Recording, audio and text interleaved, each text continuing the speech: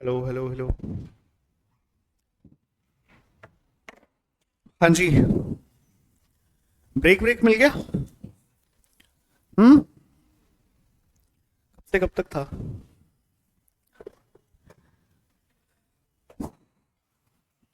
Break कब से कब तक था? खाना वाना खा लिया?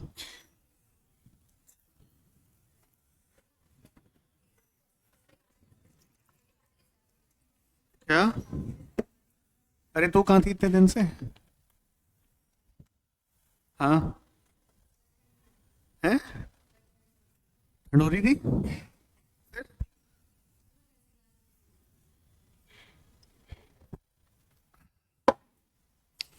और ठंड में तो ठंडी होगी ना?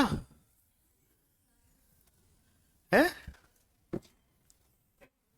भाई ठंड की मौसम में तो ठंडी होनी चाहिए ना। तो भाई लास्ट लेक्चर में अपन कहाँ तक आ गए थे?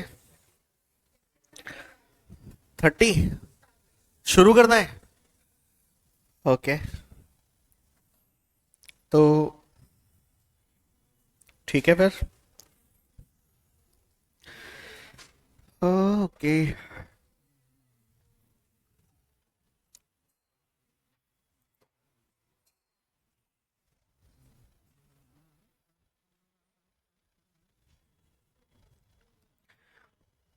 कल आपका कल ग्रुप 2 की क्लास थी क्या तुम्हारी? ठीक है। अच्छा, ये सो रही है क्या ईशा रानी? सो रही है क्या, नींद में है क्या? तो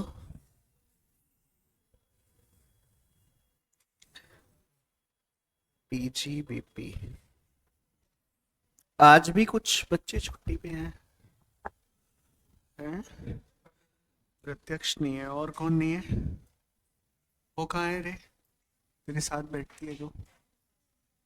बीकॉम का पेपर है क्या आज? हाँ, आज तो बीकॉम का पेपर है यार, 2:30 बजे से। ओके।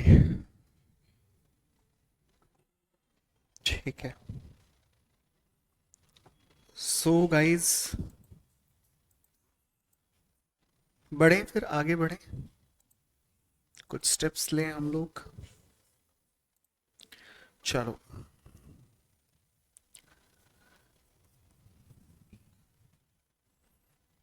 तो बिफोर स्टार्टिंग सेक्शन 30 मुझे कुछ बातें बतानी है आपको। उनको आप अपने पास नोट कर लो रजिस्टर में। ठीक है? नोट कर लो अपने पास सब लोग। तो हम लोग बिजनेस की इनकम कंप्यूट कर रहे हैं। पीजीबीपी की इनकम कंप्यूट कर रहे हैं। बिजनेस की इनकम जब हम कंप्यूट करेंगे तो किसी भी बिजनेस की इनकम हम जब कंप्यूट करते हैं तो कोई भी इनकम को कंप्यूट करने का एक बेहतर तरीका हमारे पास क्या होता है? Revenue minus expenses. और हर एक हेड में हम लोग यही तरीका फॉलो करते हैं एक्सेप्ट सैलरी। सैलरी में एक्सपेंसेस नहीं होते। तो इनकम टैक्स के 5 हेड हैं, पांचों हेड में हम यही रास्ता यूज करते हैं, यही तरीका अपनाते हैं। अब आगे हम जितनी भी बातें करेंगे, अभी तक हमने जो बातें करी हैं, अभी तक हमारी जितनी भी बातें हैं वो सब रेवेन्यू को लेके ही हमने डिस्कस करी हैं, है ना? और रेवेन्यू के लेके हमने लास्ट क्लास तक सेक्शन 28 पे बातें करी थी। किस पे बातें करी थी? सेक्शन 28 एक थियोरेटिकल सेक्शन है। ठीक है, उसको बहुत ज्यादा दिल पे नहीं लेना है कि भाई मतलब 28 पक्का करना है एकदम। 28 इवेंचुअली पक्का हो जाएगा जब आप 2-4 क्वेश्चन प्रैक्टिस करोगे। ठीक है, आपको नेचर ऑफ द सेक्शन समझना होता है। अच्छा, तो 28 हमने बहुत बढ़िया से कर लिया, आपने घर पे रिवाइज भी कर लिया होगा क्या क्या आएगा। 28 का काम क्या था? Credit side of the PNL account को मजबूत करने का काम था। अब हम जो भी बात करेंगे वो किसके रिस्पेक्ट में करेंगे? हम जितनी भी बातें करेंगे वो एक्सपेंसेस के रिस्पेक्ट में ही करेंगे अब। और हमारा जो डिस्कशन होगा अब इसके बाद वो सेक्शन नंबर 30 से शुरू होगा। और 37 तक जाएगा, और इसमें एक एडिशनल बात मैं आपसे करूंगा सेक्शन नंबर 38 से रिलेटेड। ठीक है, तो अब हम कुछ क्लासेस, अगली कुछ क्लासेस 30 से 37 और 38 सेक्शंस को पढ़ेंगे। इन सेक्शंस को हमने काम करना है। ठीक है, अच्छा, तो उसके पहले मैं आपको कुछ बातें बता देता हूं। आप जब किसी बिजनेस की इनकम निकालते हो, तो मैं आपको पिछले कुछ क्लासेस से बता रहा आ रहा हूं कि भाई ये जो काम अपन करते हैं ना, इसके हमारे पास दो अप्रोच होते हैं। ठीक है, एक अप्रोच तो होता है अकाउंटिंग का। किसका होता है भाई? तो सर हम ये business income as per accounting principles निकाल सकते हैं। कैसे निकाल सकते हैं? एज पर अकाउंटिंग प्रिंसिपल्स निकाल सकते हैं। तो अकाउंटिंग के वो जो प्रिंसिपल्स हैं जिनको आप यूज करते हो किसी भी बिजनेस की इनकम निकालते हुए, उनमें मतलब क्या क्या होता है? वो अकाउंटिंग के बेसिक रूल्स होते हैं। जैसे अकाउंटिंग जब आप लोग पढ़ते थे तो आपने कुछ गोल्डन रूल्स ऑफ अकाउंटिंग पढ़े थे। याद है आपको गोल्डन रूल्स ऑफ अकाउंटिंग? याद हो गए?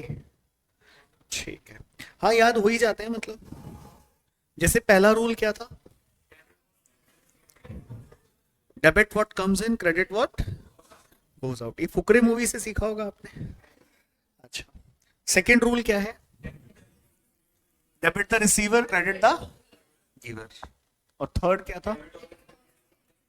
Debit all expenses and losses, credit all income and, ये था। चलिए, और कुछ प्रिंसिपल्स आपने पढ़े थे, अकाउंटिंग प्रिंसिपल्स पढ़े थे आपने, याद है बचपन में?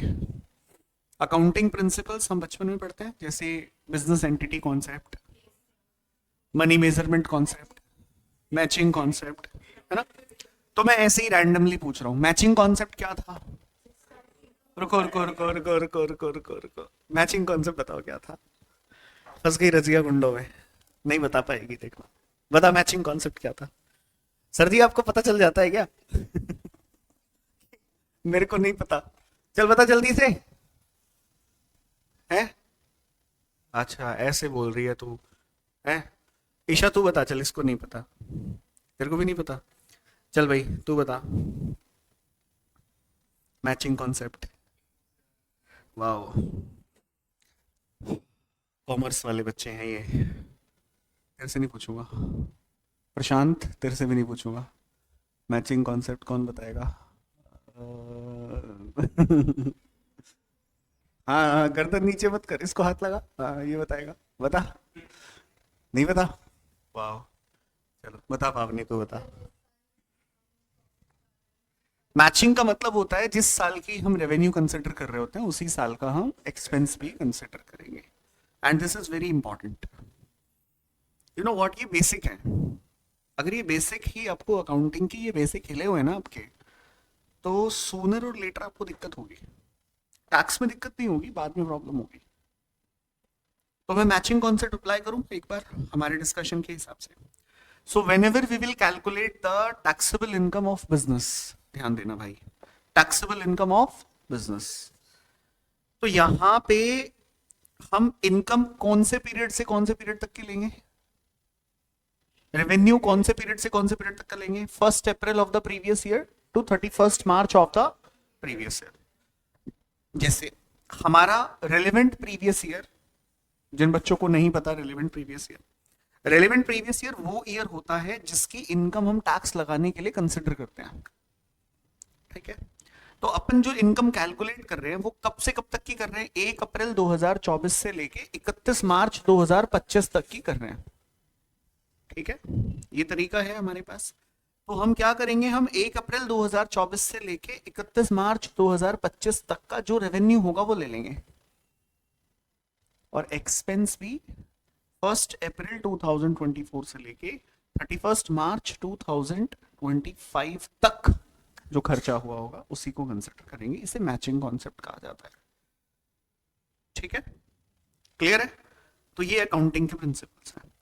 अब मुझे ये बताओ, जो तुम्हारे टैक्स के प्रिंसिपल डेवलप हुए हैं, ये तुम्हारे अकाउंटिंग प्रिंसिपल जहां खत्म हो गए उसके बाद शुरू हुए, यानी कि ये मान के तुम्हारे टैक्स के प्रिंसिपल बनाए गए हैं कि आपको बेसिक अकाउंटिंग तो आती ही होगी। एक पर्सन जो टैक्स के अंदर इनकम कैलकुलेट कर रहा है, जिसे हम कहते हैं टैक्सेबल इनकम, तो वो ये तो माना ही जाएगा ना कि यार इसको बेसिक तो पता ही होगा अकाउंटिंग का, कि अकाउंटिंग का बेसिक क्या है। जैसे अकाउंटिंग के दो मेथड्स होते हैं, अकाउंटिंग करने के कितने मेथड्स होते हैं, दो मेथड्स होते हैं। मैं ये बिजनेस इनकम जो यहाँ पे दो झोले लटकाए ना मैंने, इसमें मैं ये लिखना चाह रहा था कि एक तरफ तो हम यूज करते हैं किसको, अकाउंटिंग को, और एक तरफ हम यूज करते हैं किसको, प्रोविजन ऑफ इनकम टैक्स को। पूरा बोलो, प्रोविजन ऑफ। देखो मेरी बात सुनो, इनकम टैक्स के जो प्रोविजन है वो सॉर्टेड है, मतलब अपने को जो प्रोविजन में लिखा है वही करना है। झगड़ा कहां पे है सारा, ध्यान से सुनना। झगड़ा ये है कि तुमने पढ़ा कुछ है और अब तुम करोगे कुछ। पहले प्रॉब्लम को समझना, प्रॉब्लम कहां है। प्रॉब्लम ये है तुमने अकाउंटिंग पढ़ी है, टैक्स तुमने पढ़ा नहीं है, तो तुमने अकाउंटिंग में जो कुछ पढ़ा है मुझे उसी के अंदर एडजस्टमेंट करने हैं। तो I have to be make sure कि तुमने क्या पढ़ा है। जैसे मैंने अभी पूछा मैचिंग कॉन्सेप्ट क्या होता है, और मैंने रिवाइज करा दिया कि भाई मैचिंग कॉन्सेप्ट इसको बोलते हैं। ठीक है, बात समझ में आ गई। तो जब भी हम ये बातें फाइनल वाले बच्चों से डिस्कस करते हैं, जो सीए फाइनल में बच्चे होते हैं, सो उनको ये सब बातें नहीं बताई जाती, कारण फाइनल का कोई डायरेक्ट एंट्री रूट नहीं है। Nobody can enter in CA final by direct entry. CA inter में तो आ सकता है ना डायरेक्ट एंट्री, ठीक है, तो फाइनल में क्या कोई डायरेक्ट एंट्री जा सकता है, तो कोई अलाउड ही नहीं है वहां पे, तो इंटरमीडिएट पास होना चाहिए तो फाइनल में जाएगा। अब तुम्हें समझ आया डायरेक्टली क्यों नहीं भेजा वहां पे, इवन एमकॉम करने के बाद भी फाइनल में क्यों नहीं भेजा डायरेक्टली, क्योंकि इंस्टीट्यूट कहता है कि देयर आर सर्टेन बेसिक्स जो क्लियर होने ही चाहिए। आई बात समझ में। अब आप अगर इतना प्रो खुद को समझ लो कि नहीं यार ये बात तो मतलब मेरे को आती है, तो आती है, तो मैंने क्या बोला, इवेंचुअली गलती हो जाएगी आगे चल के, क्योंकि मैंने क्या बोला है, तुम पढ़ोगे वो जो तुमने कभी नहीं पढ़ा, और जो तुमने पढ़ रखा है उसे चैलेंज करोगे, किससे, प्रोविजन ऑफ इनकम टैक्स से। तो जिसको चैलेंज करोगे पहले तुम्हें क्लियर तो होना कि चैलेंज करना किसको है। तो accounting principles done. Okay, second step क्या है, अकाउंटिंग स्टैंडर्ड्स, आप जिनसे आजकल खेल रहे हो, आए ना, अरे बोलो ना। तो अकाउंटिंग स्टैंडर्ड्स आजकल आप लोग जगलिंग कर रहे हो ना, AS1 AS2, let's revise. Accounting standard क्या होते हैं, हर्ष बताएगा, what do you mean by accounting standards. Guiding principal issued by ICAI for uniform accounting system. Definition बहुत लंबी चौड़ी है, बट अपने को इतने से काम बन जाएगा, है ना, अरे बोलो ना। मैंने बोला अपने को इतने से काम चल जाएगा, इसका क्या मतलब है, जब अपन सॉल्ट को यूज कर रहे होते हैं खाने में, तो डजंट मीन कि हमें सॉल्ट का फॉर्मूला पता होना चाहिए, आया ना। सॉल्ट यूज कर रहे हैं तो ठीक है। मैंने क्या बोला, अकाउंटिंग स्टैंडर्ड एक वर्ड है, बेसिकली अकाउंटिंग स्टैंडर्ड क्या है, guiding principles issued by ICAI for the uniformity in accounting, ठीक है, अकाउंटिंग सिस्टम में। AS1 disclosure of accounting policies, पढ़ लिया, पढ़ लोगे। AS2 valuation of inventory, AS3 cash flow statement, AS4 events occurring after balance sheet date, AS5 क्या है, prior profits, 6 क्या है, डिलेटेड है, 7 क्या है, कंस्ट्रक्शन कॉन्ट्रैक्ट्स। तो ये सब क्या है, ये यहां से 28 तक जाते हैं, तो सारे तुम्हारे कोर्स में है, इवन 29, सब कुछ आपके कोर्स में, सारा कुछ सिलेबस में आपके। कुछ बीच बीच में से डिलीटेड है, जैसे 6 डिलीट होके 10 का पार्ट बन गया, तो 10 पढ़ लिया होगा आपने, पढ़ा क्या है अभी। अच्छा, बोरोइंग कॉस्ट पढ़ लिया और फॉरेन एक्सचेंज पढ़ लिया, ये 2 पढ़ लिया आपने। चलो 11 मेरे काम आ जाएगा और बोरोइंग कॉस्ट भी मेरे काम आ जाएगा, ठीक है। नहीं पढ़ा होता तो दिक्कत होती। तो now I can ask the questions, मेरे यहाँ पे क्वेश्चंस आएंगे उनके, बढ़िया, सही है। एक और आएगा अभी थोड़ा आगे चल के ना, टैक्स वाला एक अकाउंटिंग स्टैंडर्ड है, तो वो भी पढ़ लेना जल्दी, मैं बोलूंगा सर को, जल्दी करा देंगे उसको आपको। तो अकाउंटिंग स्टैंडर्ड्स का यूज क्या आप किसी भी बिजनेस की इनकम कैलकुलेट करने में लगाते हो, कौन से वाली, जो इनकम तुम्हें रिपोर्ट करनी होती है, यार मोबाइल फोन तो मैं बताऊं बैग में ही रख दो यार, मतलब फोन को तो बैग में ही रख दिया करो, या ज्यादा ही अगर आप बैग में नहीं रखना चाहते तो उसका स्क्रीन जो है ना उसको नीचे की तरफ रख दिया करो ऐसे, क्योंकि तुम्हारे पास स्नैपचैट, इंस्टाग्राम, व्हाट्सएप, तरह तरह के दानव तुमने रखे हुए फोन में अपने हैं।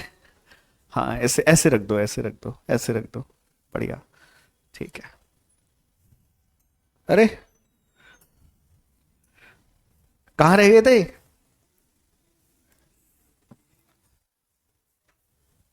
सही है भाई, बढ़िया है। ओके, वैसे मेट्रो टाइम पे ही आती है, है? मेट्रो तो टाइम पे आती है। राजीव चौक पे लेट चली है, अच्छा, ठीक है, चलो बढ़िया है, ठीक है। तो मैं ये पूछ रहा हूं आपसे कि आप जब अकाउंटिंग करते हो तो आप जनरली अकाउंटिंग स्टैंडर्ड्स को यूज करते हो, तो आई एम आस्किंग कि क्या टैक्स में इनका कोई रोल है? अकाउंटिंग स्टैंडर्ड्स का आपका जो टैक्स वाला एरिया है, मैं लिख लेता हूं यहां पे, अकाउंटिंग स्टैंडर्ड्स, तो आप अपने इन अकाउंटिंग स्टैंडर्ड्स को यहां पे प्रोविजन ऑफ टैक्स के साथ अलाइन करके चलोगे क्या? क्या लगता है?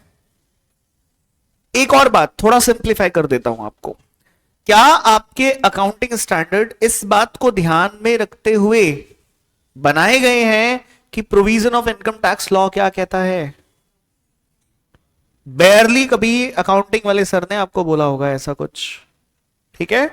इसका मतलब आपके अकाउंटिंग स्टैंडर्ड एक और है, एक और खिलाड़ी है जिसको मैं अभी इन्वॉल्व नहीं कर रहा यहां पे, कंपनीज एक्ट, वहां पे भी अकाउंट्स एंड ऑडिटिंग करके चैप्टर है, पता है आपको? वहां भी कुछ लिखा हुआ है। तो आपके accounting standard generally companies act के साथ अलाइन किए गए थोड़े बहुत, बट इनको इनकम टैक्स एक्ट के साथ बिल्कुल अलाइन नहीं किया गया। It means there is a possibility that there must be a dispute, or there may be a dispute between accounting standard and the provision of income tax law. Might be the chances. क्या हो गया भाई? ओ क्या हो गया? All well? Please board पे ध्यान दो, प्लीज थोड़ा फोकस करो बोर्ड पे। मैं चाहता नहीं हूं कि आपका एक भी नंबर कटे इस चैप्टर में, not even a single mark, ठीक है? इसलिए मैं थोड़ा डिटेल डिस्कशन करना चाह रहा हूं। वी हैव सफिशिएंट टाइम, उसको यूटिलाइज करो आप, ठीक है? हाँ जी। और वैसे भी यार इस चैप्टर में ना मास्टरी है मेरी, आप समझो, ठीक है? तो ये चैप्टर आपको बढ़िया से आना चाहिए, ठीक है? तो मैं ये कह रहा हूं आपको कि आपका अकाउंटिंग स्टैंडर्ड जरूरी नहीं है इनकम टैक्स लॉ के साथ अलाइन करा गया हो, तो पक्का पक्का पॉसिबिलिटी हो सकती है कि दोनों के बीच में कोई ना कोई झगड़ा हो जाए, झगड़ा हो जाए। एएस कुछ कहता है और प्रोविजन ऑफ इनकम टैक्स कुछ कहता है। एक आध एग्जांपल लेना, जैसे तुम्हारे यहां पे एक अकाउंटिंग स्टैंडर्ड है 10, एएस 10, और अगर मैं गलत नहीं हूं तो उसका हेडिंग है प्रॉपर्टी प्लांट एंड इक्विपमेंट, ये उसका हेडिंग है, इस पे लिखा गया हो प्रॉपर्टी प्लांट एंड इक्विपमेंट। क्या पढ़ते हैं हम एएस 10 में? तो वैल्यूएशन करते हैं किसका? फिक्स एसेट्स का। मैं आपको बताता हूं क्या है, जो तुम अभी पीपीई देख रहे हो ना, वो हमारे जमाने में हुआ करता था वैल्यूएशन ऑफ फिक्स एसेट्स, हमारे टाइम में। तो उधर उस टाइम पे वैल्यूएशन ऑफ फिक्स एसेट्स हुआ करता था, और एक अकाउंटिंग स्टैंडर्ड हुआ करता था डेप्रीशिएशन को लेके, एएस 6। तो जो ये एएस 10 है, एक्चुअल में एएस 10 के अंदर एएस 6 को भी इनबिल्ड किया गया है, ठीक है? और आप इस चैप्टर में डेप्रीशिएशन के कुछ कॉन्सेप्ट भी पढ़ोगे। क्या पढ़ोगे? डेप्रीशिएशन एंड अमोर्टाइजेशन के कॉन्सेप्ट्स भी आप इस चैप्टर में पढ़ोगे। और इनकम टैक्स एक्ट के अंदर आप पढ़ोगे section 32 for depreciation. Okay, here is depreciation accounting, और यहां है डेप्रीशिएशन अलाउंस। मैं ऐसे ही हेडिंग डलवाऊंगा आपको, डेप्रीशिएशन अलाउंस। तो बात तो दोनों जगह सेम है, यहां भी चर्चा किसकी हो रही है और यहां पे भी किसकी हो रही है बेटा, दोनों जगह पे बात किसकी हो रही है, बात दोनों जगह पे डिप्रिशिएशन की हो रही है। लेकिन चांसेस हैं कि यहां कुछ और लिखा हो डिप्रिशिएशन को लेके और यहां कुछ और लिखा हो। अब हमारा बच्चा जिसने AS10 पढ़ रखा है, या वो आगे चल के AS10 पढ़ेगा और उसने डिप्रिशिएशन का सेक्शन 32 भी पढ़ लिया, अब दिमाग एक खिचड़ी बन गई, मैं किसकी बात को सुनूं, मैं 10 को सुनूं कि 32 को सुनूं। तो while calculating income under head PGBP, आप अकाउंटिंग स्टैंडर्ड को इग्नोर करोगे कि एस क्या कहता है। If there is a dispute between any provision of income tax law और एनी अकाउंटिंग स्टैंडर्ड और any para of accounting standard, जिसका झगड़ा किससे हो रहा है, इनकम टैक्स के किसी प्रोविजन से हो रहा है, तो इस सिचुएशन में प्रिवेल कौन करेगा। एक मिनट, डिपेंड करता है कि आपकी रिक्वायरमेंट क्या है, व्हाट इज योर रिक्वायरमेंट। अगर आपकी रिक्वायरमेंट है कि तुम्हें प्रॉफिट निकालना है अकाउंटिंग के हिसाब से जिसे तुम रिपोर्ट करना चाहते हो, तो फिर आप अकाउंटिंग स्टैंडर्ड की बात को सुनोगे। और अगर आपको प्रॉफिट निकालना है गवर्नमेंट के लिए जिसपे तुम्हें टैक्स देना है, तो तुम किसको सुनोगे, प्रोविजन ऑफ इनकम टैक्स को सुनोगे।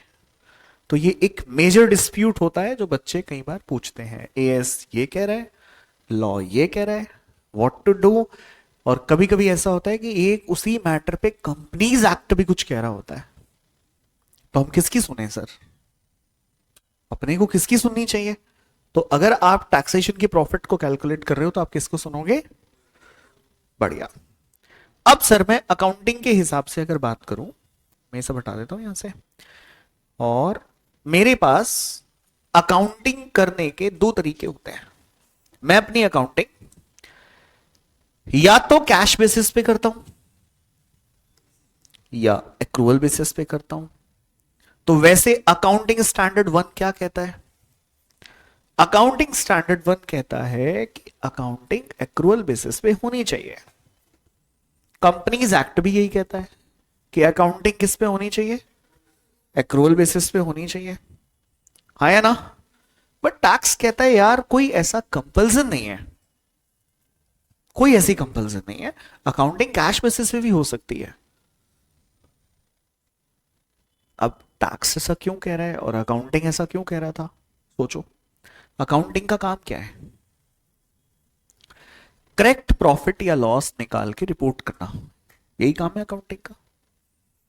What is accounting, I hope आपने अकाउंटिंग की डेफिनेशन पे रिसर्च किया होगा।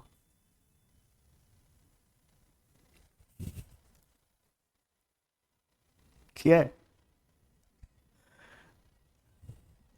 किया है। कैसे सीए बनोगे रे बाबा, तो कौन से वाले बनोगे, मतलब मैं पूछ रहा हूँ है? मुझे लगता है शायद बेयरली किसी बच्चे को अकाउंटिंग की डेफिनेशन यहाँ पे याद होगी, कोई ऐसा स्टूडेंट। नहीं नहीं, आपने गलत कर दिया, शुरुआत गलत कर दी आपने। Accounting is an art of recording, art of recording, art.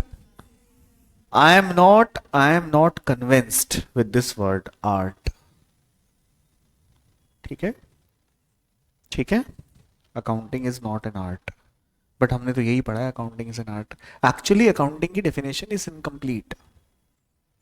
हम जो डेफिनेशन यूज कर रहे हैं वो डेफिनेशन नहीं, वो जुगाड़ है, कुछ नहीं था तो ये सही था, ठीक है, ओके डन, इसको यूज कर लेते हैं हम लोग। तो हमने देखा तरह तरह की डेफिनेशन अकाउंटिंग में यूज करी हैं, CIMA लंदन, फिर कहीं से कुछ अकाउंटिंग की डेफिनेशन आई, फिर कहीं से कुछ आई। Even you don't know accounting की लेटेस्ट डेफिनेशन आई कब है, पता है आपको कब आई है, बोलो। देखो हमारे सीएज कहाँ जी रहे हैं, हमारे चार्टर्ड अकाउंटेंट्स जी रहे हैं। आई एम रियली सॉरी अगर आपको किसी को बुरा लग जाए तो बुरा मत मानना, तुम्हें जगाने के लिए कह रहा हूं मैं। हमारे चार्टर्ड अकाउंटेंट्स पालमपुर के उस गांव में जी रहे हैं जहां पे एक कुआं हुआ करता था, सारा गांव उसी कुएं से पानी भरता था, और उस गांव के सभी लोग चांद को सच में अपना मामा मानते थे, ठीक है। वहां जी रहे हैं हम लोग अभी। समझो आज इंडस्ट्री में क्या आ गया है, SAP, SAP, ERP जैसे सॉफ्टवेयर्स आ गए हैं। ठीक है, आ गई बात समझ में। बट चार्टर्ड अकाउंटेंट सेज कि नहीं, हम नहीं सुधरेंगे। हमारे लिए आज भी क्या है, अकाउंटिंग एक आर्ट है। आर्ट नहीं रहा वो, अब कहानी बदल गई है। Now you have to be practical oriented. आई बात समझ में। उस जमाने में जब आर्ट नहीं था तो बही खाते बनते थे, तो उसे आर्ट कहा जाता था। आई बात समझ में। क्या आज आप लोग उस दुनिया में जी रहे हो क्या? आप 2024 की जनरेशन हो। आई बात समझ में। तो आज की जो दुनिया है वो ERP और सेप से बनी हुई है। यानी कि जिस दिन तुम इंडस्ट्री में जाओगे CA बन के, ठीक है, तो तुम्हें एक, तुम्हारी जो ट्रेनिंग होगी ना उसमें तुम्हें समझा दिया जाएगा अपना दिमाग जो है ना उसको सॉफ्टवेयर से अलाइन करो, और सॉफ्टवेयर जो कह रहा है उसको एनालाइज करो, उसके हिसाब से चलना है। आ गई बात समझ। और वो सॉफ्टवेयर कौन सा है, ERP है या SAP है, तो तुम्हें उसको सीखना पड़ेगा। और तुम कहोगे नहीं यार मैं तो सीख के आया हूं सब कुछ। आ गई बात समझ में। तो थोड़ा प्रॉब्लम है यहाँ पे। अकाउंटिंग का जो तरीका है वो तुमने ऐसे सीख लिया कि अकाउंटिंग एक आर्ट है, रिकॉर्डिंग, क्लासिफाइंग, समराइजिंग एंड पता नहीं क्या क्या सीख लिया तुमने उसमें, और फिर उसमें से रिजल्ट निकाल दिए। तो आप लोग जब अकाउंटिंग कर रहे हो तो you are simply following the rules of accounting, simple. But मुझे एक बात बताओ, जो प्रोविजन ऑफ इनकम टैक्स है वो रियलिटी है या वो तुम्हारी आर्ट को सुनेगा? वो रियलिटी पे बात करेगा, हाँ या ना। अब मजे की बात सुनो। अब मैं आपको बताता हूं अभी फिलहाल क्या चल रहा है इंडस्ट्री में। राइट नाउ इंडस्ट्री में क्या है, I have a software in my office and one of my client जिसका काम है कंस्ट्रक्शन का, और मेरा एक आर्टिकल है। आर्टिकल तो कई सारे हैं बट एक आर्टिकल है जैसे मेरा। तो मेरे उस आर्टिकल को काम दिया गया है कि तेरे को क्या करना है, टैली पे एंट्री चढ़ानी है। ठीक है, वो टैली पे डेटा चढ़ाता है, टैली पे डेटा चढ़ाने के बाद वो सॉफ्टवेयर के साथ टैली को अलाइन करता है। मजे की बात पता है क्या है, अकाउंटिंग का profit, P&L account, balance sheet अलग मिलती है मुझे, और टैक्स का अलग मिलता है। तो I don't need to do anything.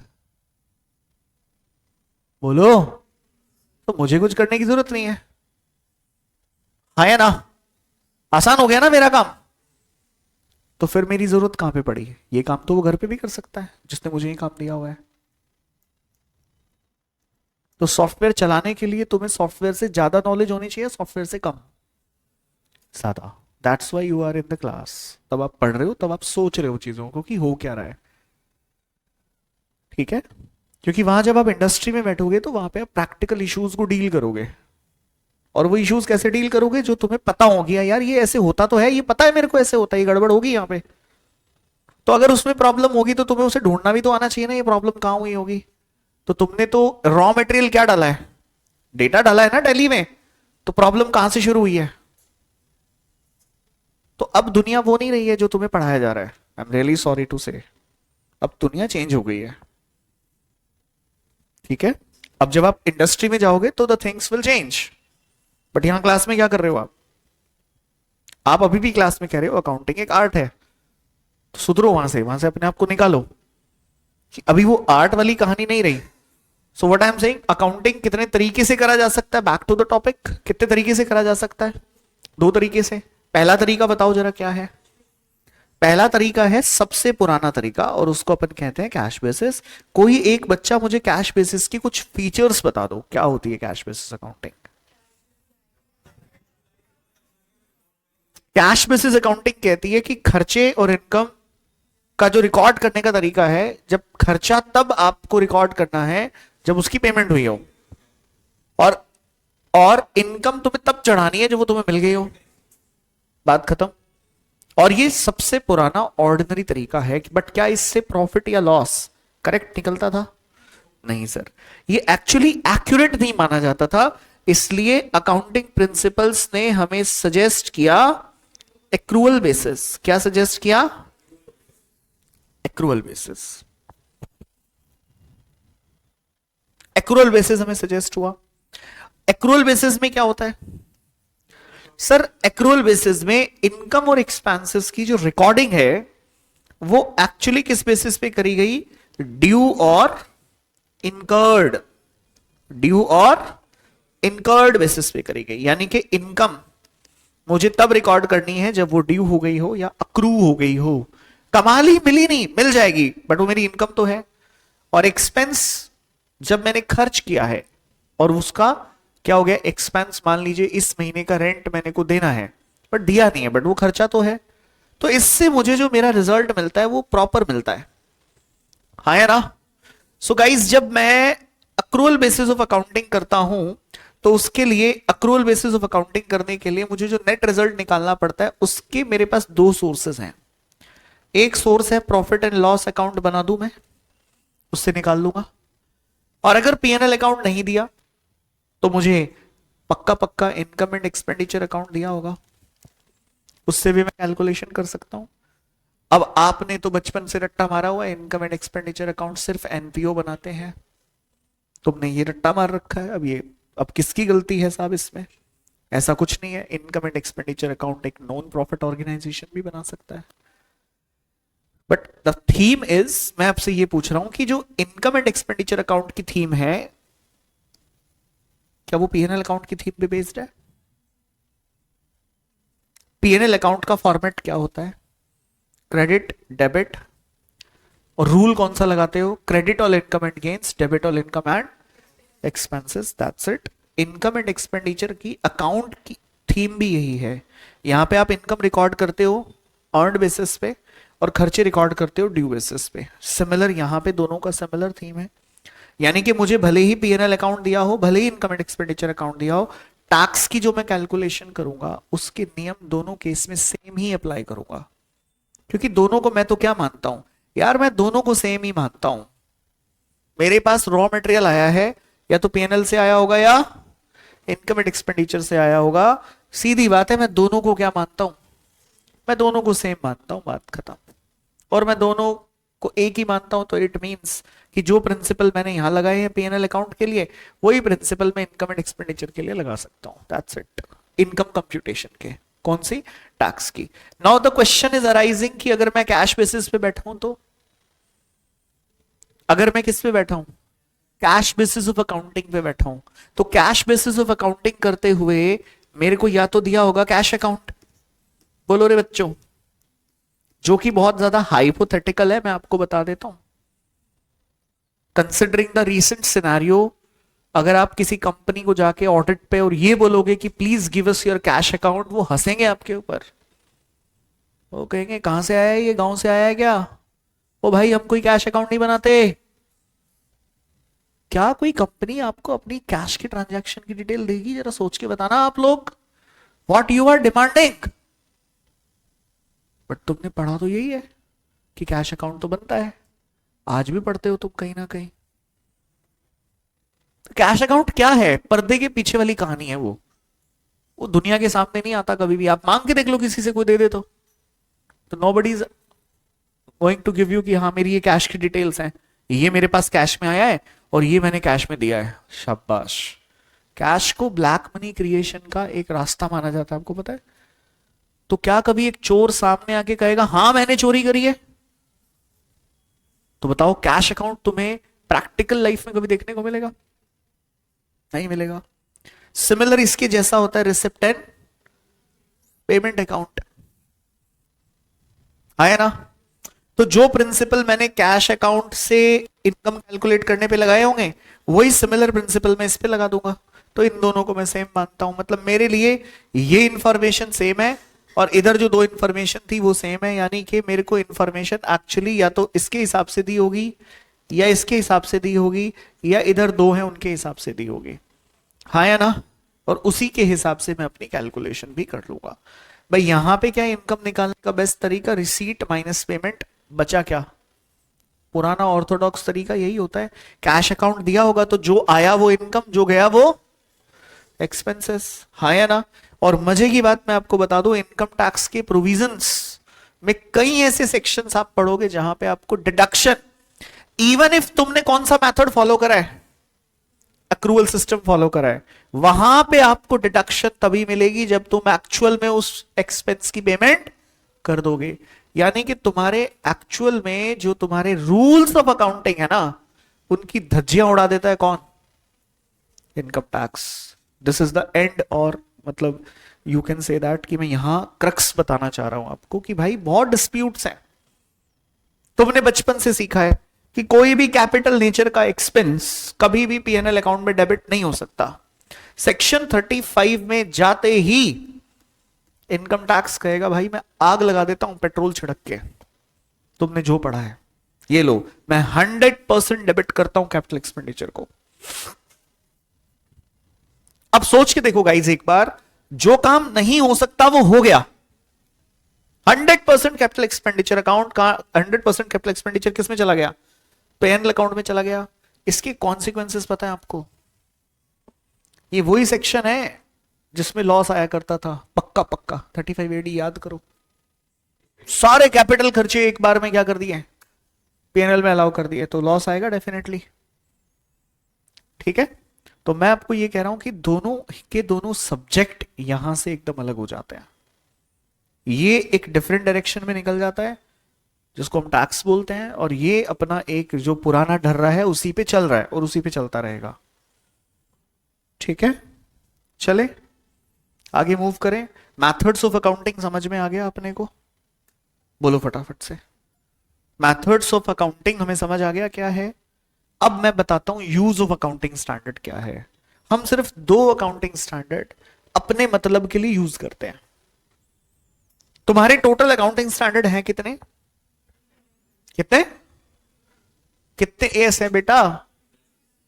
29 as है। अच्छा, 2 हट गए तो कितने पढ़ने हैं?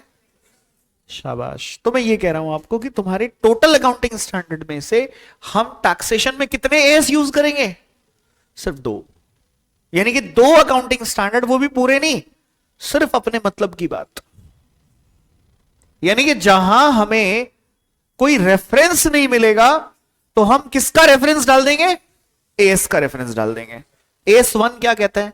डिस्क्लोजर ऑफ अकाउंटिंग पॉलिसीज, और उसमें बहुत सारी बातें लिखी हैं, characteristics of fair accounting system, और ये सब कुछ कहानी वहां थियोरेटिकल अकाउंटिंग स्टैंडर्ड है। सर ने बताया होगा आपको कि उसमें सिर्फ थ्योरी पढ़ना है आपको, हाँ या ना? यानी कि आपके फाइनेंशियल स्टेटमेंट्स की क्वालिटी कैसी होनी चाहिए, एएस 1 बताता है। तो लॉ कहता है कि तुम जो फाइनेंशियल स्टेटमेंट्स यूज कर रहे हो एज अ रॉ मटेरियल, वो कौन से जल से धुले होने चाहिए? बेटा, पूजा में बैठने से पहले गंगा जल पिया जाता है हिंदुओं में, या पिलाया जाता है शुद्ध करने के लिए। हम जब यहां पे रॉ मटेरियल में यूज करेंगे किसको? आपके फाइनेंशियल स्टेटमेंट्स को, तो उनको अकाउंटिंग स्टैंडर्ड 1 नाम के जल से धोएंगे, तभी उनको क्या माना जाएगा? शुद्ध माना जाएगा। अदरवाइज वो क्या माने जाएंगे? अशुद्ध हैं वो, उनको यूज नहीं कर सकते आप। किसके लिए? टैक्सेशन के कॉन्सेप्ट्स के लिए। तो एएस 1 यूज हो गया, क्लियर? एएस 2 क्या है? Inventory valuation. पहला कॉन्सेप्ट उसी का पढ़ाऊंगा मैं आपको, वैल्यूएशन ऑफ इन्वेंट्री। सीखा है आपने वैल्यूएशन ऑफ इन्वेंट्री? क्या बात कर रहे हो? आपने सीए फाउंडेशन कितने बच्चों ने पढ़ी है यहाँ पे? हैंड रेज करो प्लीज। कौन कौन बच्चा सीए फाउंडेशन रूट से आया है? ओके, सारे ही आए हैं फिर तो वहां पे तुमने एक चैप्टर नहीं पढ़ा, इन्वेंट्री? तो क्या मतलब वो अकाउंटिंग स्टैंडर्ड 2 क्या कुछ अलग बात बताएगा तुम्हें? वो जो तुमने यहाँ पे कर रखा है ऑलरेडी। अब बताओ कितने छोड़ के गए थे इस चैप्टर को? सच्ची बोलना, पाप लगेगा नहीं तो। इन्वेंट्री वैल्यूएशन को कितने बच्चे छोड़ के गए थे? कोई नहीं गया था छोड़ के, सबने पढ़ा था ये इन्वेंट्री वैल्यूएशन, सबने पढ़ा था। क्या पढ़ा था तुमने इन्वेंट्री वैल्यूएशन में? अरे बचपन से सीख रहे हो आप ये बात। Inventory should be valued at cost और net realisable value whichever is lower, higher नहीं, lower, whichever is lower. How many types of inventory you have? दो तरह के, एक फॉर्म ओपनिंग और क्लोजिंग इन्वेंट्री। अब इनमें से कुछ अलग अलग होते हैं। रॉ मटेरियल WIP आता है मेरे को, ऐसे हल्के मत लेना। रॉ मटेरियल इधर होता है, इधर भी क्या होता है? WIP होता है, इधर क्या होता है? और तुम्हें सीए फाउंडेशन में सबसे ज्यादा परेशान किया होगा क्लोजिंग स्टॉक की वैल्यूएशन ने, बहुत दुखी किया होगा आपको उसने। ऐसे पता नहीं क्या बता देते थे, उसके पास पड़ा था, इसके पास पड़ा था, ऐसे कैलकुलेशन करवा, कुछ नहीं है वो। वो कुछ नहीं था, वो कंसाइनमेंट के साथ मर्ज करके दे देते थे उसको। ठीक है, कुछ नहीं था वो मैटर। देखो इधर, अब वो तुम्हें आसान लगेगा, इंटर पढ़ लोगे ना जब, तो बड़ा आसान लग रहा है, ये था इसमें, मैं अब पढ़ा दूंगा, मैं अब तो टीचर बन जाऊंगा मैं। नहीं, आ जाओ इधर। तो ये जो इन्वेंट्री है, इसकी वैल्यूएशन आप कैसे करोगे? इसकी कॉस्ट और इसकी एनआरवी, जो क्या होगी उसे तुम लिखोगे, बोलो। तो ये डिस्प्यूट था कि भाई हम इन्वेंट्री को कैसे वैल्यू करें। तो पता है लॉ कहता है AS2 बता तो रहे कैसे वैल्यू करें, हम अलग से थोड़ी बताएंगे। जो बात AS2 ने बता दी, मतलब उन्हें AS2 की बात अच्छी लगी, क्योंकि वहां सरकार का फायदा था। मैं समझाऊंगा कैसे फायदा था इनका। तो इन्होंने AS2 की बात को सुना और पता क्या बोला, देश को, जनता को बोला कि देखो AS2 सही बोल रहा है, और बाकी के सारे AS इनके लिए क्या है, बकवास। कहते हैं सब बकवास है, छोड़ो इनको, इन सब के चक्कर में मत पड़ो। अच्छा, अब लेकिन लोग तो लोग होते हैं ना, परेशान आत्मा तो परेशान आत्मा ही होते हैं। उन्होंने गवर्नमेंट को फिर से चैलेंज कर दिया, कहते नहीं देखो डिस्प्यूट तो फिर भी होता है। कैसे? अकाउंटिंग सिर्फ और सिर्फ अकाउंटिंग स्टैंडर्ड से थोड़ी होती है, गैप से भी तो होती है, जनरल एक्सेप्टेड अकाउंटिंग पॉलिसीज से भी तो अकाउंटिंग होती है भाई। और भाई अब तो आजकल हमारी दुनिया में क्या आ गए, इंड AS आ गए। तो अब बताओ, अब क्या प्लान है तुम्हारा? तुम आज भी अपने पुराने तरीके से चलोगे? कहते नहीं, हम अब इशू करेंगे income computation, government of India ने इशू करे इनकम कंप्यूटेशन डिस्क्लोजर स्टैंडर्ड्स, नाम दिया गया ICDS। क्या नाम दिया गया? ICDS। और ये ICDS तुम्हें कहां पढ़ने हैं? CA फाइनल में। यानी कि तुम्हारा CA इंटर का जो PGBP है वो क्या है, लप्पू, कुछ भी नहीं है, कोई लेवल नहीं है उसका। कारण, अरे यार जो मेन मुद्दा है वो तो कहां पढ़ना है, फाइनल में पढ़ना है। आई बात समझ में? तो यहां पे क्या पढ़ना है, यहां पे वो पढ़ना है जो ICDS से पहले होता था। यानी कि तुम खुद समझ लो तुम किसकी बात कर रहे हो, आज कहां बैठे हो तुम। देखो, तुम आज भी इतनी दूर हो, पहले तुम्हें CA फाइनल में जाना है, वहां ICDS पढ़ने हैं, और फिर जब ICDS पढ़ोगे तो तुम्हें CA इंटर की जो बातें हैं ना वो कनेक्ट होंगी, और तुम्हें लगेगा अच्छा वहां ऐसे ही ऊपर ऊपर से पढ़ लिया था, ठीक है, डन। ठीक है, अरे समझ आ रहा है क्या? देखो क्या है ना, कुछ बातें क्या होती हैं जब रियलिटी में लाइफ में होता है ना वो इंसिडेंट, तब समझ आती हैं। ठीक है, अच्छा, फिर ICDS पढ़ लोगे। ICDS पढ़ने के बाद फाइनली आप ICDS के साथ अपने इनकम टैक्स लॉ को अलाइन करोगे, तो क्रक्स अलग निकल के आएगा। लेकिन ICDS तुम्हें CA इंटरमीडिएट में पढ़ने हैं क्या? नहीं पढ़ना है, डिस्कस कर लिया मैंने, तुम्हारे स्टडी मैट में भी लिखा है कि बेटा ऐसा है, तुम्हें ये ना फाइनल लेवल पे पढ़ने हैं। तो ICDS कहां पढ़ोगे आप? जहां पे लिखा हुआ है इनकम कंप्यूटेशन डिस्क्लोजर स्टैंडर्ड्स, कि भाई while computing income under head PGBP you need to disclose something. तो आपको डिस्क्लोजर्स देने पड़ेंगे कुछ, और वो ICDS में लिख दिया गया। क्लियर हो गई बात? तो हम तो बहुत पुरानी बात पढ़ रहे हैं इसका मतलब। ठीक है, मेथड्स अपने को समझ आ गया, क्या करना है कैसे करना है। मेथड ऑफ अकाउंटिंग कितने हैं? 2 है। P&L अकाउंट दिया होगा तो हम अक्रूवल बेसिस से अकाउंटिंग करेंगे, यानी कि हमारी इनकम जो निकालेंगे हम वो अक्रूवल बेसिस को फॉलो करते हुए निकालेंगे, और अगर कैश अकाउंट दिया होगा तो कैश बेसिस को फॉलो करते हुए इनकम कैलकुलेट करेंगे। आगे बात समझ में यहां तक? अब आप अपने रजिस्टर पे जाओ और वहां पे नए पेज पे लिखना कॉन्सेप्ट 1। कॉन्सेप्ट 1 हेडिंग डलवाया था क्या मैंने कोई तुम्हें? एक्सपेंस रिलेटेड टू बिल्डिंग डलवा दिया था क्या? उसके भी पहले एक कॉन्सेप्ट डालो आप, थोड़ा अकाउंटिंग का कॉन्सेप्ट है ये, तो अकाउंटिंग के रास्ते से टैक्स में एंटर करते हैं अपन। अच्छा, जो एक्सपेंस रिलेटिंग टू बिल्डिंग डाला था ना आपने, उस पेज को वहीं छोड़ देना खाली, मैं वापस उस पेज पे यूज कर लूंगा आके चीजों को, तो हेडिंग काटने की जरूरत नहीं है आपको। वापस हम उस पेज पे आ जाएंगे, किसी नेक्स्ट पेज पे जाके हेडिंग डालना कॉन्सेप्ट 1 वैल्यूएशन ऑफ इन्वेंट्री, ये हेडिंग डालो, और इसको लिखो 2 नंबर, यहां पे 2 मार्क्स लिख दो इसके आगे। मतलब आउट ऑफ 10 7 पेपर्स में ये एडजस्टमेंट आती है। 10 में से कितने? 7 पेपर में इस एडजस्टमेंट को इंस्टीट्यूट पूछता है। लिखो वैल्यूएशन ऑफ इन्वेंट्री। कल होके कोई आपसे आईसीडीएस पे चर्चा करेगा तो you know that what is ICDS, थोड़ा सा आइडिया दे दिया मैंने आपको। सुनो मेरी बात सुनो, हे भगवान, हाँ न्यू पेज पे डालना है बेटा।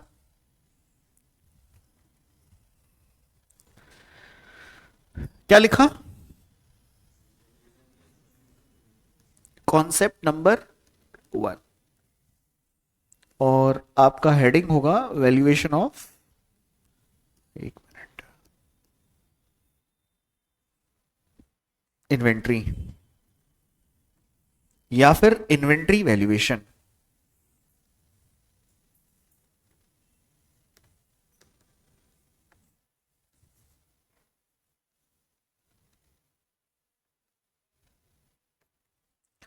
वैल्यूएशन ऑफ इन्वेंट्री, और यहीं पे साथ में लिख लीजिएगा inventory should be valued as per AS2 as per accounting standard 2 revised, bracket बंद कर देना, यहां पे लिखना inventory should be valued, inventory should be valued at cost और NRV। इसको मैं फेयर मार्केट वैल्यू बोल सकता हूं,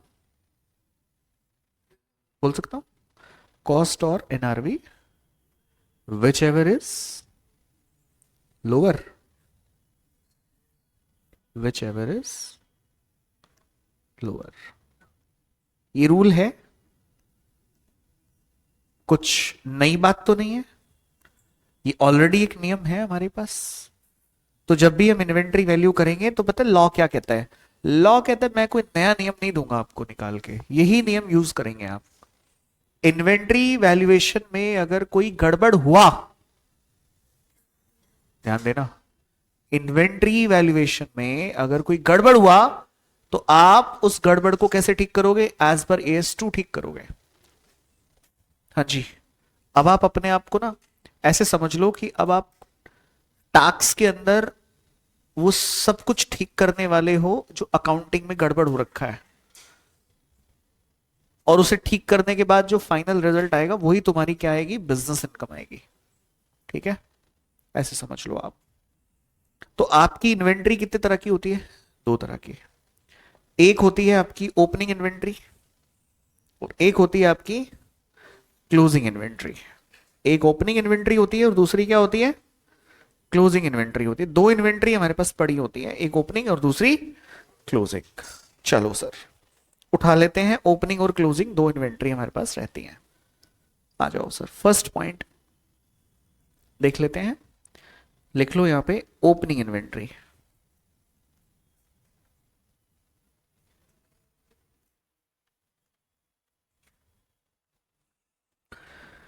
और ये होती है क्लोजिंग इन्वेंट्री। अब मेरे को थोड़ा चीजों को चेक करने दो आप। ओपनिंग इन्वेंट्री को आप ओपनिंग स्टॉक कहते हो क्या? हाँ जी, आप ओपनिंग इन्वेंट्री को अपना ओपनिंग स्टॉक कहते हो, यस और नो? तो आपका ओपनिंग स्टॉक आपके trading profit and loss account की कौन सी साइड का आइटम है? कौन सी साइड का आइटम है? ट्रेडिंग P&L अकाउंट में ओपनिंग स्टॉक किधर जाता है? क्रेडिट साइड जाता है क्या? डेबिट साइड जाता है? एंट्री क्या पास करते हो आप इसकी? क्या एंट्री करते हो? Trading account debited to opening stock, यही एंट्री करते हो उसकी आप। अच्छा, तो मैं आपको ये कह रहा हूं कि आपका जो ओपनिंग स्टॉक है मैं उसकी प्रेजेंटेशन देता हूं आपको आपके ट्रेडिंग अकाउंट में। ध्यान से सुनना, ये आपका ट्रेडिंग अकाउंट है। अच्छा, रट्टा ना मारना पड़े तो ये समझा देता हूं मैं आपको, इसलिए इधर इस तरफ क्या होगा? इधर आपका ओपनिंग स्टॉक होगा। तो डेफिनेटली ये ओपनिंग स्टॉक आपने किसी वैल्यू पे लिखा होगा, और मैं लिख देता हूं, चलो मान लो आपने इसको 120 पे लिख रखा है यहां पे, बाकी सब ठीक है। बाकी सब जो आइटम्स हैं वो बिल्कुल ठीक है। यहां सेल्स लिखी हुई है, यहां पे परचेजेस लिखी हुई हैं, तुम्हें नहीं लिखना, ये तुम्हें समझना है इसके इंपैक्ट को। यहां पे ग्रॉस प्रॉफिट लिखा हुआ है, और यहां पे तुम्हारी करेक्ट क्लोजिंग इन्वेंट्री भी सही लिखी हुई है, एकदम सब कुछ ओके है। ये है 150, ये है 50, 200, this is 50, balancing figure is sorry 30। यही जीपी आगे जाएगा और यही जीपी फाइनली नेट प्रॉफिट बन के कुछ भी अगर नहीं होगा तो 30 ही होगा। नीचे कुछ भी नहीं है, मैं ये मान लेता हूं, और कुछ भी नहीं है, यही है मेरे पास जो है। क्लियर? अब ऐसा लिखा हुआ है, और नीचे एक एडिशनल इंफॉर्मेशन यहां पे लिखी हुई है, एडिशनल इंफॉर्मेशन। एडिशनल इंफॉर्मेशन को हमेशा मैं इश्यूज के नाम से बुलाऊंगा। किस नाम से बुलाऊंगा? इश्यूज, है ना। इश्यूज क्या होते हैं? इश्यूज होते हैं जहां पे हमें कुछ देखना होता है, चेक करना होता है। तो फर्स्ट इशू वहां पे लिखा हुआ है कि आपकी जो ओपनिंग इन्वेंट्री है ना, वो एक्चुअल में उसकी वैल्यूएशन में गड़बड़ है। किसमें गड़बड़ है? तुमने वैल्यूएशन इनकरेक्ट करी हुई है, ऐसे लिखा होगा वहां पे। तो एक्चुअल में ऐसे लिखा होता है, opening inventory is valued 10% higher than 10% higher, या ऐसे लिखा होगा। तो वैल्यूएशन में जो गड़बड़ी होती है उसकी दो फॉर्म होती हैं, या तो आपकी ओपनिंग इन्वेंट्री ओवर वैल्यू होगी या अंडर वैल्यू होगी। What do you mean by over value? एक मिनट, इश्यू नंबर 1, अगर मेरी ओपनिंग इन्वेंट्री ओवर वैल्यूड होगी बाय 10%, कितने से ओवर वैल्यूड है? 10% से ओवर वैल्यूड है। इट मींस ये जो 120 है ये एक्चुअली सही फिगर नहीं है, इसको मुझे ठीक करना पड़ेगा। ये 10% से ओवर वैल्यू हो रखा है, तो बेटा एक्चुअल में क्या होना चाहिए था? अगर आप इसे ठीक करोगे तो करेक्ट करके यहां पे सिस्टम बनाओगे कि नहीं बनाओगे? करेक्शन करोगे ना इसमें, तो करेक्शन करोगे तो आपका ट्रेडिंग अकाउंट कैसा दिखेगा? बोलो। क्रेडिट साइड पे सेल ठीक लिखी थी क्या? बिल्कुल ठीक लिखी थी। क्लोजिंग स्टॉक ठीक लिखा था क्या? सर बिल्कुल ठीक लिखा था। 200 हो गया। ओपनिंग स्टॉक गड़बड़ था सर, करेक्शन करनी है। परचेजेस ठीक लिखे थे सर, इनमें कोई दिक्कत नहीं थी 50 रुपए से। और सर अगर ओपनिंग स्टॉक को सही करूंगा तो मुझे जीपी को ठीक करना पड़ जाएगा। तो मुझे एक बात बताओ, अगर आपने पहले तो इसका इंटरप्रिटेशन समझना क्या होगा। ओपनिंग इन्वेंट्री अगर तुमने ओवर वैल्यू कर दी तो इसका मतलब ये हुआ कि आपने एक्सपेंस ओवर रिकॉर्ड कर रखा है। मतलब आपने जो खर्चा है ना वो ज्यादा रिकॉर्ड कर लिया। भाई ओवर वैल्यू का मतलब हो गया 120 लिखी हुई है, 120 नहीं होनी चाहिए, ठीक होनी चाहिए, थोड़ा कम होनी चाहिए। वो 10% ज्यादा लिखी हुई है, हाँ या ना? 10% ज्यादा लिखी हुई है, तो उसको ठीक करोगे तो कैसे ठीक करोगे बताओ? कितनी होनी चाहिए? कितनी होनी चाहिए वो? 109? कैसे? 120 अपॉन में 110 इंटू कितना आएगा? 109.09 ऐसे आएगा। तो मैं इसको 109 ले लूं, क्लियर है? तो मैं बोल दूं कि यार ये तो 109 होनी चाहिए थी। भाई अगर ये 109 होगी तो 200 माइनस ये, और आपका जीपी क्या हो जाएगा देखना, बदल जाएगा क्या? बताना जरा कितना आएगा?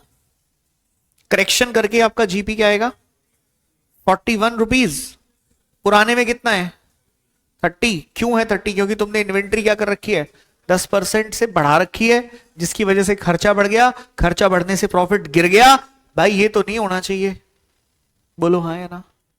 तो एक्चुअल में तुम्हें ये समझ आ रहा है कि तुमने अपनी इन्वेंट्री में गड़बड़ कर रखी थी। तो तुमने जो ओवर वैल्यू करा हुआ था, ओवर वैल्यूएशन जो तुमने करा हुआ था, अब अगर उसे तुम ठीक करने जाओगे, अब प्लीज प्रोसेस समझना गाइस, आप वापस से तो ट्रेडिंग अकाउंट नहीं बना सकते ना। तो तुम लोग के पास तो टैक्स में क्या होता है, एनपी दिया होता है कि नहीं दिया होता है? तुमने तो सारा करेक्शन किसके साथ करना होता है, एड और लेस इसी के साथ करना होता है। तो कोई खर्चा है जो तुमने ज्यादा लिख रखा है, जिसकी वजह से प्रॉफिट क्या हो गया, कम हो गया, उसको ठीक करने के लिए तुम्हें वो खर्चा वापस ऐड बैक करना पड़ेगा। तो अगर आपकी इन्वेंट्री ओपनिंग वाली ओवर वैल्यूड है, over valuation of opening stock, तो बेटा इसको तुम्हें क्या करना पड़ेगा, ऐड बैक करना पड़ेगा, तब जाके वो प्रॉफिट ठीक होगा आपका, तभी तो ये प्रॉफिट करेक्ट हो पाएगा, हाँ या ना? तो मैं इसमें कितना ऐड करूं कि ये मेरा प्रॉफिट ठीक हो जाए? 11 रुपए ऐड करूंगा तो मेरा प्रॉफिट ठीक हो जाएगा? बोलो यार, बोलो ना। 120 और 109 के बीच का डिफरेंस कितना है, 11 रुपए ही तो है। तो मैं ये सीधे डिफरेंस उठा के इसमें ऐड कर दूंगा तो मेरा प्रॉफिट करेक्ट हो जाएगा कि नहीं हो जाएगा? तो ये करेक्शन करने हैं मुझे इस तरीके से। तो एक मैंने समझाया आपको ओपनिंग इन्वेंट्री की ओवर वैल्यूएशन, इसी तरीके से अंडर वैल्यूएशन भी हो सकती है। हो सकता है आपने इन्वेंट्री अंडर वैल्यू कर दी हो, लिखनी थी 120 की, लिखनी थी 150 की, लिख रखी है कितनी, 120 की, तो कम लिखी आपने, इसका मतलब आपने खर्चा कम करा, खर्चा कम करने से आपने प्रॉफिट बढ़ाया, प्रॉफिट बढ़ाया मतलब हमें तो एक्चुअल प्रॉफिट चाहिए ना। बोलो यार, एक्चुअल में आप इस बात को कनेक्ट करके चलना, मैंने शुरुआत में ही कहा था प्रॉफिट के साथ कोई छेड़छाड़ मत करना, प्रॉफिट कॉन्टिंजेंट नहीं होना चाहिए। आप कह रहे हो कि भाई साहब मेरा माल जो 109 का है वो 120 का बिक जाएगा, अरे भाई बिक जाएगा, जब बिकेगा तब बात करेंगे ना यार, बिका थोड़ी है अभी, हाँ या ना? तो वैल्यूएशन करेक्ट चाहिए मेरे को, इन्वेंट्री के वैल्यूएशन में फॉल्ट हो सकता है सबसे पहले, तो पहला फॉल्ट यहीं से करेक्ट करता हुआ चलूंगा मैं। तो पहले मैं ओपनिंग स्टॉक की करेक्शंस करवा दूं आपको फटाफट से। क्या फाइनल क्रक्स निकाला आपने over valuation of opening stock का? जितना ओवर वैल्यूएशन होगा उसे ऐड बैक करोगे कि नहीं करोगे? यही करेक्शन निकाला कि नहीं निकाला? अच्छा, कंसेप्चुअली समझ आ गया क्या करना है इसमें? हालांकि शॉर्टकट मारने के लिए दो तरीके और थे मेरे पास, ओपनिंग में यहां ओवर लिखता, यहां अंडर लिखता, एक में ऐड लिखता, एक में लेस लिखता, तो ये सब एक्सप्लेनेशन की जरूरत नहीं पड़ती फिर आपको बस इसे याद करना पड़ता। ठीक है, अच्छा देखो कैसे, आसान तरीका, आसान तरीका खतरनाक होता है पता है आपको। तो इजी रास्ता क्या है सर? इजी रास्ता है, मैं यहां पे क्या करता, ऐसे कर लेता करेक्शंस अपनी, एक तरफ क्या हो जाता ओपनिंग और एक तरफ क्या हो जाता क्लोजिंग। बोलो, अच्छा सॉरी, ओवर वैल्यूएशन और अंडर वैल्यूएशन करें, करेक्शन करें। देखो फर्स्ट पार्ट क्या हो सकता था, एक इशू क्या हो सकता था, एक इशू हो सकता था ओवर वैल्यूएशन। अगर बेटा ओवर वैल्यूएशन होगा तो क्या करना पड़ेगा, ऐड बैक करना पड़ेगा। और इशू नंबर 2 हो सकता था अंडर वैल्यूएशन, ओपनिंग स्टॉक या तो अंडर वैल्यू होगा या ओवर वैल्यू होगा या तो अंडर वैल्यू होगा। बेटा अगर अंडर वैल्यू होगा तो लेस करेंगे, और अगर ओवर वैल्यू होगा तो ऐड करेंगे। किस में करोगे ये सब आप? नेट प्रॉफिट में। Net profit as per PNL account दिया होगा, उसमें ओवर वैल्यू होगा तो ऐड कर दोगे ओवर वैल्यूएशन को, और अंडर वैल्यू होगा तो लेस कर दोगे, तो करेक्ट हो जाएगा प्रॉफिट। अच्छा, क्लोजिंग इन्वेंट्री के साथ भी सिमिलर सिचुएशन है, इसके साथ भी हालात सेम से ही हैं एक्चुअल में, और इसको हम कैसे करेंगे, दो पार्ट्स में कर लेंगे, एक होगा अंडर वैल्यू, एक होगा ओवर वैल्यू। क्या बीमारी है?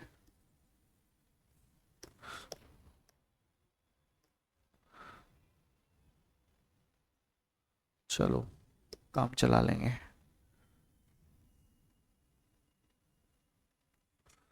ओके, सो एक होगा ओवर वैल्यू। अच्छा एक बार अकाउंटिंग के हिसाब से सोच के बताना, ओवर वैल्यू अगर इन्वेंट्री, क्लोजिंग इन्वेंट्री को ज्यादा लिख दिया तो प्रॉफिट बढ़ा दिया, और क्लोजिंग इन्वेंट्री को कम लिख दिया तो प्रॉफिट घटा दिया, तो इस तरफ यहां पे अंडर वैल्यू भी तो हो सकता है कि नहीं हो सकता?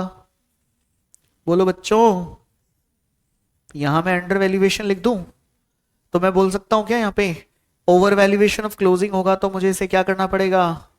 लेस करना पड़ेगा। एक्चुअल में क्या है ना, मैं समझ पा रहा हूं, बट आप क्या करोगे, एग्जाम में जाते हैं ना तो एग्जाम का जबरदस्त प्रेशर होता है हमारे ऊपर। तो मैंने आपको सोच के कैसे लिखना है वो भी समझा दिया, और अंडर वैल्यू है तो मैं इसको क्या कर दूंगा, ऐड बैक कर दूंगा। कई बार पता है वो क्या करता है, वो तुम्हारे ना प्रेशर से खेलता है एग्जामिनर, समझो बात को। वो कोई ऐसा आदमी नहीं होता कि वो मतलब ब्रह्मा का राइट हैंड लेके बैठा होता है वहां पेपर बनाने। वो प्रेशर से खेलना जानता है, वो पर्सन जो होता है ना, वो बच्चे के प्रेशर से खेलना जानता है। ये डरा हुआ है तो इसको कैसे और ज्यादा डराना है, तो वो क्या करता है, इधर से ले लेता है under value, over valuation. Opening inventory over valued और क्लोजिंग इन्वेंट्री अंडर वैल्यूड। अब जो स्मार्ट बच्चा है वो उसको पता है ये करना क्या है।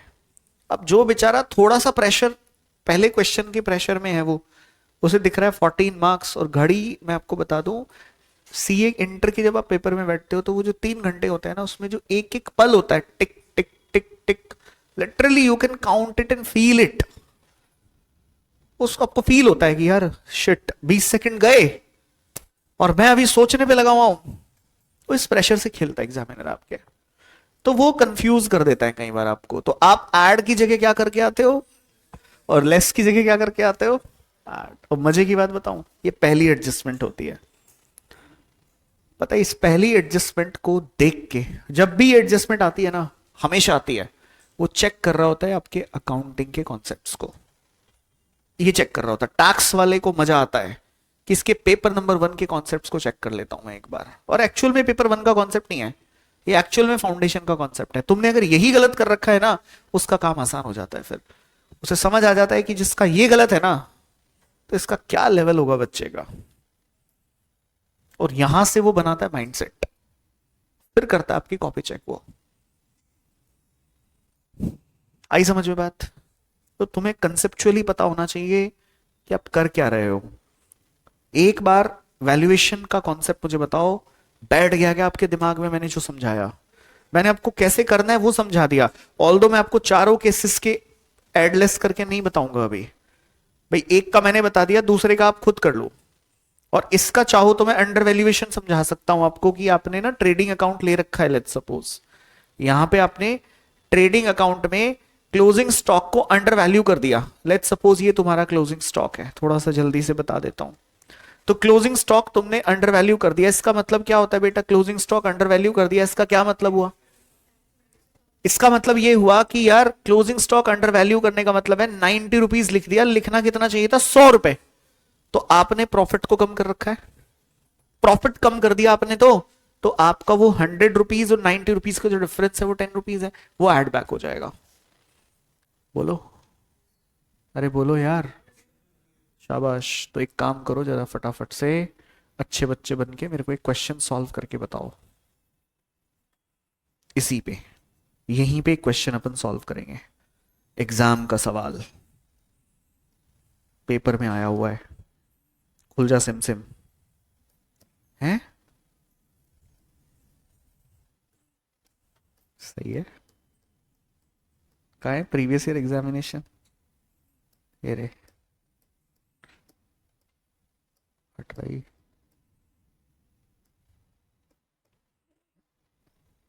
यहां तो एक सवाल पूछा था इन्होंने अजीब सा, देख रहे हो, ढूंढते ही मिल गया। मेरा सेकंड एडजस्टमेंट पढ़ो, सेकंड एडजस्टमेंट रीड कर लो, और रीड करके सेकंड एडजस्टमेंट को करेक्ट कर दो। देखते हैं तुम में से कितने बच्चे सही कर पाएंगे। सर जी क्वेश्चन कहाँ है? ये रहा क्वेश्चन, देखो क्लोजिंग स्टॉक दिख रहा है, दिख रहा है 2,10,000, और यहां पे कितना है? 1,15,000 दिया हुआ है। बस, और कुछ नहीं देखना। और कहां पे क्या लिखा है? एडजस्टमेंट इश्यू नंबर 2 पढ़ो। Wait, opening and closing stock have been over valued. कितना सीधा सवाल है। Opening and closing stock have been over valued. Whenever opening inventory is over valued तो तुम अपने प्रॉफिट को ज्यादा कर दे रहे हो या कम कर दे रहे हो? खर्चा बढ़ा दे रहे हो, प्रॉफिट कम हो रहा है, तो ये एड बैक होगा, तो प्रॉफिट ठीक हो जाएगा। और अगर आप अपने क्लोजिंग स्टॉक को बढ़ा दे रहे हो तो प्रॉफिट बढ़ जा रहा है, so this should be less. 15,000 add करोगे और 20,000 क्या करोगे? सर इसको मुझे प्रेजेंटेशन में कैसे दिखाना है? मुझे इसको ये दिख रहा है पीजीबीपी का कैलकुलेशन, यहाँ पे profit and gains from business and profession, this is 10,46,000 add करा ओवर स्टेटमेंट ऑफ, भाड़ में जाए स्टेटमेंट, आपको लिखना है over valuation of opening stock. सीधे सिंपल। तुम्हारे पास है 3 घंटे, इनके पास होते हैं 3 महीने सजेस्टेड बनाने में, तो ये सजा सजा के कुछ भी लिखते हैं तुमने सिर्फ उतना लिखना है जो मैंने बताया। Over valuation of opening stock 15,000 add, under valuation of opening stock 20,000। और तुम्हें ये मजदूरी करके नहीं दिखानी है 10,61,000, तुम्हें डायरेक्ट आंसर बना के देना है उसको, ठीक है? ये करके देना है आपको। बोलो जल्दी से। फिर पता है क्या बोले? ऑल्टरनेटिवली तुम साइंटिफिक बन जाओ, तुम्हें कोई जरूरत नहीं है साइंटिफिक बनने की। कह रहे हैं कि तुम एक काम करो, net over statement of opening stock and closing stock 5,000 को भी आप रिड्यूस कर सकते हो।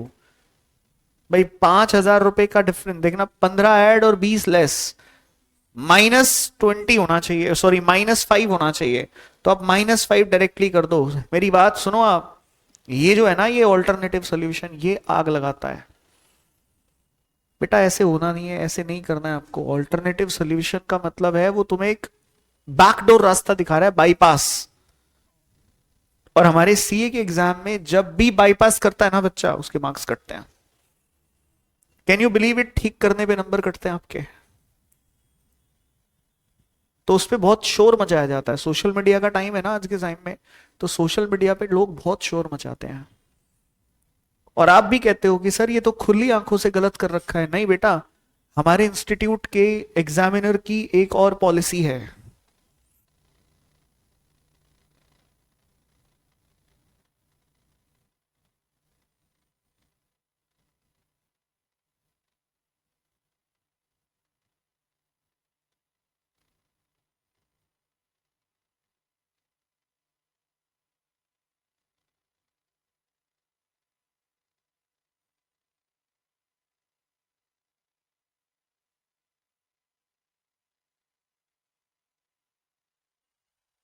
आगे क्या भाई देखना, तो जो ज्यादा अक्लमंदी करता है उसका बाईपास निकाला हुआ है इन्होंने कि भाई साहब ये इलाज करो इसका, ठीक है? तो आपको सही तरीका क्या है, ये यूज करना है आपको, सही तरीका यही करना है पेपर में, इस पे मार्क्स मिल जाते हैं आपको। खत्म? चलो मुझे ये बताओ, ये केस आपके समझ में आ गया? ठीक से दिमाग में बैठ गया आपको ये कि क्या करना है, कैसे करना है? दिमाग में सेट है? ये एड लेस किसके साथ करना होता है सर? ये कर खुद से हुआ है। हाँ, किसके साथ करना होता है ये करना होता है आपको net profit oblique loss given as per profit and loss account. मैं एक्चुअल में गया ही उसमें ये सोच के था कि समझ में तो आए कि है क्या कहानी। जनरली वहां पे टीचर्स को अलाउ नहीं किया जाता, तो उस पर्टिकुलर टेन्योर के लिए I have to drop my teachings. पूरी तरह से इनको हमने फॉलो किया, ये जानने के लिए कि ये करते क्या है एक्चुअल में, गाइडलाइंस क्या होती हैं अंदर, कि सिखाया क्या जाता है। क्योंकि हमने भी इसको भुगता है कि नहीं यार ये नंबर मिलना चाहिए था यहाँ पे, ये क्यों नहीं दिया आपने, तो अक्लमंदी क्यों दिखाई आपने? तो सजेस्टेड आंसर में तो तुमने लिखा हुआ है कि मैं ऐसा कर सकता हूं। बोला हमने नहीं लिखा हुआ है वहां पे। एग्जामिनेशन डिपार्टमेंट कहता है हम कभी सजेस्टेड आंसर इशू नहीं करते। सजेस्टेड आंसर जो इशू करता है वो कौन इशू करता है? Board of studies. अरे अभी कोर्ट में जाके बोला इन्होंने ये बात, कोर्ट में चैलेंज कर दिया एक बच्चे ने कि जी देखो इनके सजेस्टेड आंसर में जैसा लिखा है ना, मैंने वैसे ही किया है। इंस्टीट्यूट के एग्जाम डिपार्टमेंट का रिप्लाई था, प्रभु ये जो सजेस्टेड आंसर आए हैं ये कहां से आए हैं, इसका रिसोर्स चेक करो आप। तो बोले जी इनका रिसोर्स तो बीओएस की वेबसाइट है। बोले साहब एग्जाम डिपार्टमेंट की तो कोई वेबसाइट ही नहीं है। तो कोर्ट बोली सिमिलर इंस्टीट्यूट के अंदर होते हुए आप दो लोग कैसे हो सकते हो। बोले जी हम एक्चुअल में दो इंडिपेंडेंट बॉडी हैं, एक एग्जाम डिपार्टमेंट है और दूसरा। तो कोर्ट बोली काम क्या है तुम्हारा। बोले हमारा काम है पेपर बनाना, कॉपियां चेक करना। और तुम्हारा काम क्या है। बोला जी हमारा काम है स्टडी मटेरियल प्रोवाइड करना, स्टडी से रिलेटेड सब कुछ बच्चों को देना। बोला तो तुम दोनों आपस में कोऑर्डिनेट नहीं करते। बोला नहीं साहब हम इनके रास्ते में नहीं आ सकते, साफ सीधी बात है जी। बेसिस क्या है, बेसिस है उनकी अपनी इंफॉर्मेशंस। जैसे it's a good question to ask, मैंने एक सज्जन से पूछ लिया था, ये जो अभी प्रोटेस्ट हुआ था ना सीए का, तो मैंने उसमें एक पूछ लिया एक भाई साहब से, मैंने कहा आप ये जानना चाह रहे हो कि आप कॉपी कहां से चेक होती है, तो इनडायरेक्टली आप इंस्टीट्यूट से ये पूछ रहे हो कि आप पेपर कहां से बनाते हो। तो क्या इंस्टीट्यूट ये बात बता देगा। पूछो इंस्टीट्यूट से, प्रभु आप पेपर कहां से बनाते हो। पूछ सकते हो ना आप कि आप पेपर कहां से बनाते हो। तो जब आप ये क्वेश्चन नहीं पूछ सकते कि आप पेपर कहां से बनाते हो, तो ये कैसे पूछ सकते हो कि आप आंसर कहां से लाते हो। They have their own sources, और वो कभी भी पब्लिश नहीं किए जाते, वो रियलिटी में कभी बाहर नहीं आते। तो ये जो आता है ये क्या है, it is a material which is given by board of studies, जिसपे आप पूरी तरह रिलाय नहीं कर सकते। तुम्हारी ही किताब में बहुत सारे एग्जाम्पल्स टास्क की बुक में गलत सॉल्व कर रखे इन्होंने। तो हम क्या करते हैं, कुछ नहीं, गालियां थोड़ी देने लग जाएंगे यार, कभी गालियां नहीं देते उस बात को। ठीक है हमें पता है उसे कौन बना रहा है, हमें पता है, आई नो दैट पर्सन जो वहां बैठा हुआ है, तो वो क्या कर रहा है हमें पता है। हाँ उसको पर्सनली ये बोल दिया जाता है कि ये क्वेश्चन गलत है, अगले मैट में ठीक कर लेना इसको, ये गलत हो रखा है। आई बात समझ में। तो बच्चों को तो अपन करेक्ट करा ही देते हैं ना यहाँ पे, तो भाई ये क्वेश्चन आप ठीक कर लो, ये ऐसे ठीक होगा, हो जा भाई। ह्यूमन एरर्स हो सकता है कि नहीं हो सकता, तो वह ह्यूमन एरर्स है। तो तुम उसका वीडियो बना के बेइज्जत कर दो उस आदमी को, सोचो कैसा लगता होगा उसको। नहीं, तो जैसे अभी एक चैप्टर मैंने कंप्लीट किया, वहां पे एक कॉन्सेप्ट में मैंने कोई और तरीका यूज करा हुआ है उसको सॉल्व करके देने का। मॉड्यूल में सेम क्वेश्चन किसी और तरीके से सॉल्व हो रखा है। डिफरेंसेस कहां पे हैं, मैंने अमेंडमेंट के साथ उसको सॉल्व किया है, मॉड्यूल में अमेंडमेंट के साथ सॉल्व नहीं किया है। मॉड्यूल में उसका आंसर क्या किया गया है, कट कॉपी पेस्ट कर दिया गया उठा के, जो मुझे देखते ही समझ में आ गया कि इसमें क्या करा है। क्वेश्चन तो ठीक लिख दिया, लेकिन आंसर क्या करा, पीछे से उठा के कट पेस्ट मार दिया। तो इनसे गलती हो गई है, हाँ या ना।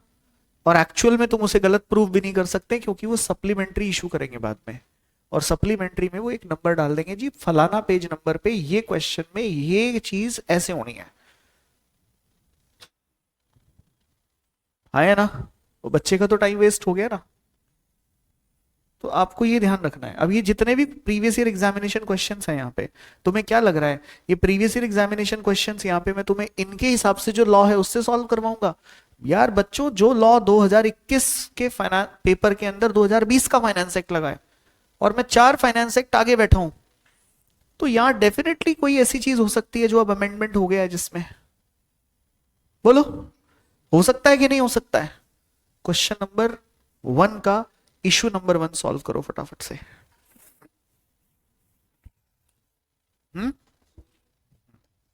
सॉल्व करो, बिल्कुल ठीक से करना, आराम से रजिस्टर ले लो, कैलकुलेटर उठा लो, आराम से सॉल्व करो इसको एक बार आप।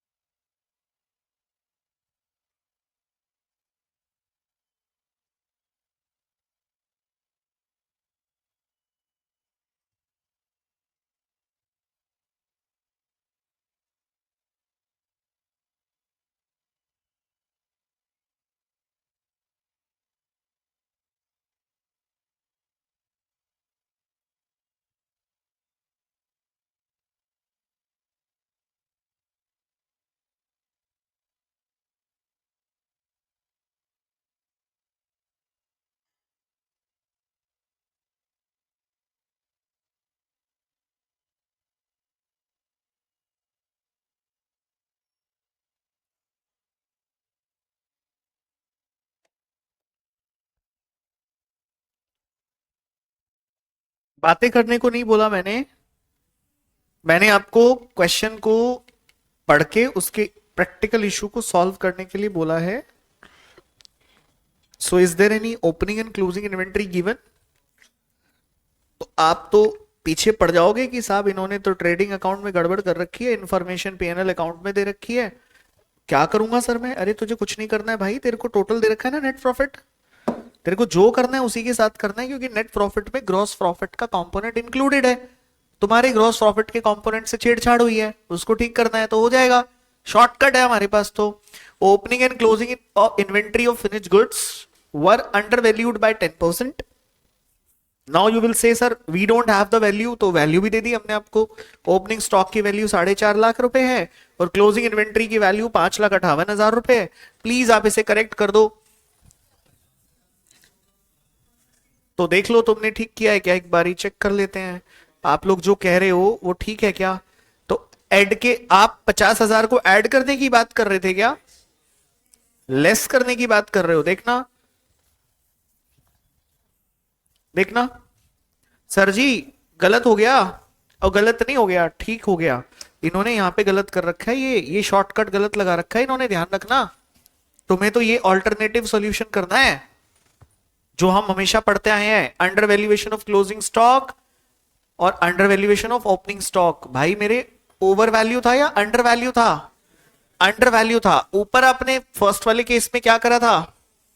रुको रुको, ऊपर वाले केस में ओवर वैल्यू का केस सॉल्व करा था आपने, यहां पे कौन सा केस है?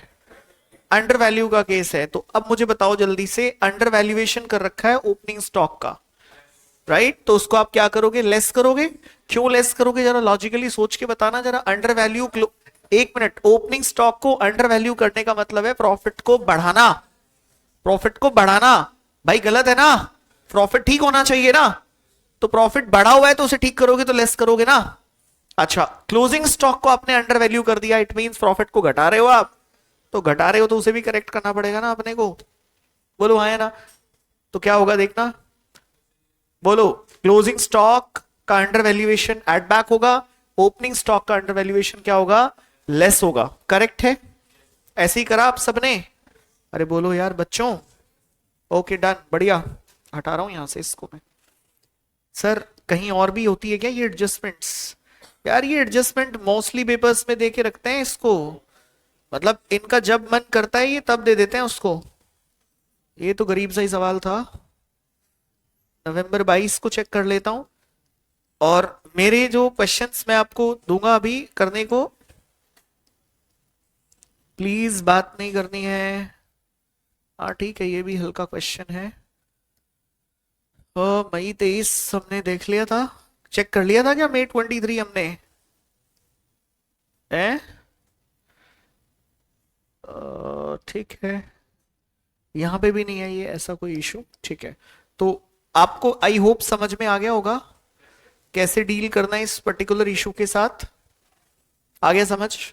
तो now you can reach to that heading जो तुमने डाला था, वो बिल्डिंग वाला था ना, याद है? तो हम अपनी पिछली बात को जरा लिंक करते हैं उससे एक बार,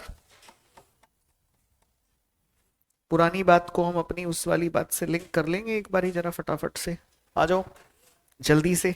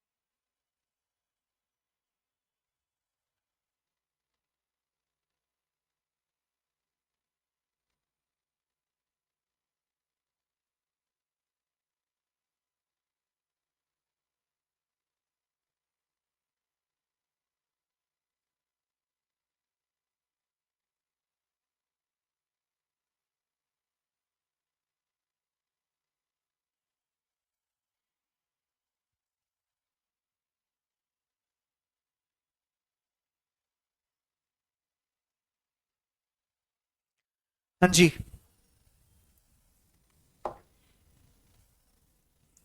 क्या था हेडिंग हमारा? किसी भी बिजनेस को ऑपरेट करने के लिए हमें एक बिल्डिंग की जरूरत पड़ती है। तो कोई भी बिजनेस के पहले खर्चे उसकी बिल्डिंग से रिलेटेड ही होंगे, हाँ या ना? So will take up with an example.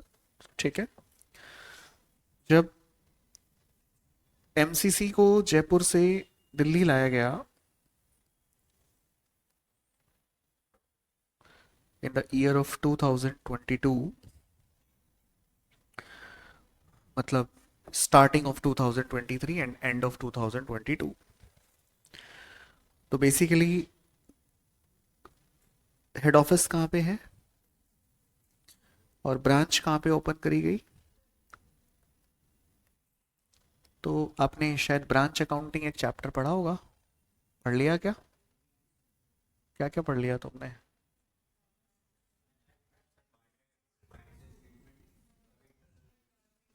अच्छा, अभी खेल रहे हो आप, धीरे धीरे आ रहे हो, ठीक है। तो मैंने पीजीबीपी गलत शुरू कर दिया क्या यार? चलो कोई नहीं, देखते हैं अभी। तो मैं ये कह रहा हूं आपको कि जब यहाँ पे ब्रांच ओपन करी गई दिल्ली में, तो क्या होता है कि कोई भी बिजनेस को, अगर मैं यहाँ पे बिजनेस वर्ड यूज करूं, तो किसी एक दूसरी जगह पे सेटअप करने के लिए सबसे पहले क्या चाहिए होता है? बिल्डिंग चाहिए होती है, हाँ है ना? तो पहला खर्चा बिल्डिंग के रिस्पेक्ट में हुआ होगा कि नहीं हुआ होगा? बोलो। बिल्डिंग,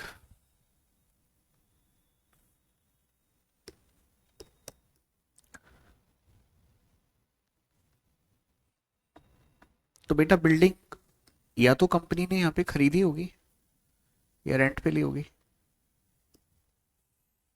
बोलो। या तो वो बिल्डिंग पहले खरीदी गई होगी या रेंट पे ली गई होगी। अब आप मुझे जरा अपना जो विवेक है उससे सोच के बताओ, दिमाग बुद्धि उससे सोच के बताओ कि साहब पहला काम मैं क्या करूंगा? बिल्डिंग को खरीदूंगा, या क्या मैं इतना एग्रेसिव होता हूँ कभी किसी बिजनेस में, नई ब्रांच ओपन कर रहा हूँ जाके वहां पे बिल्डिंग खरीद लूं? आलू प्याज टमाटर है क्या कि 2 किलो दे दो? इससे थोड़ी होता है कि 2 फ्लोर दे दो भाई लाओ। अरे ऐसे नहीं होता। पहला काम होता है मैं बिल्डिंग को कोशिश करता हूँ रेंट पे लेने का। लेकिन कुछ लोग प्रो प्लेयर होते हैं भाई, वो जाके सीधे बोलते हैं नहीं जी हमने तो क्या करना है, खरीदना है।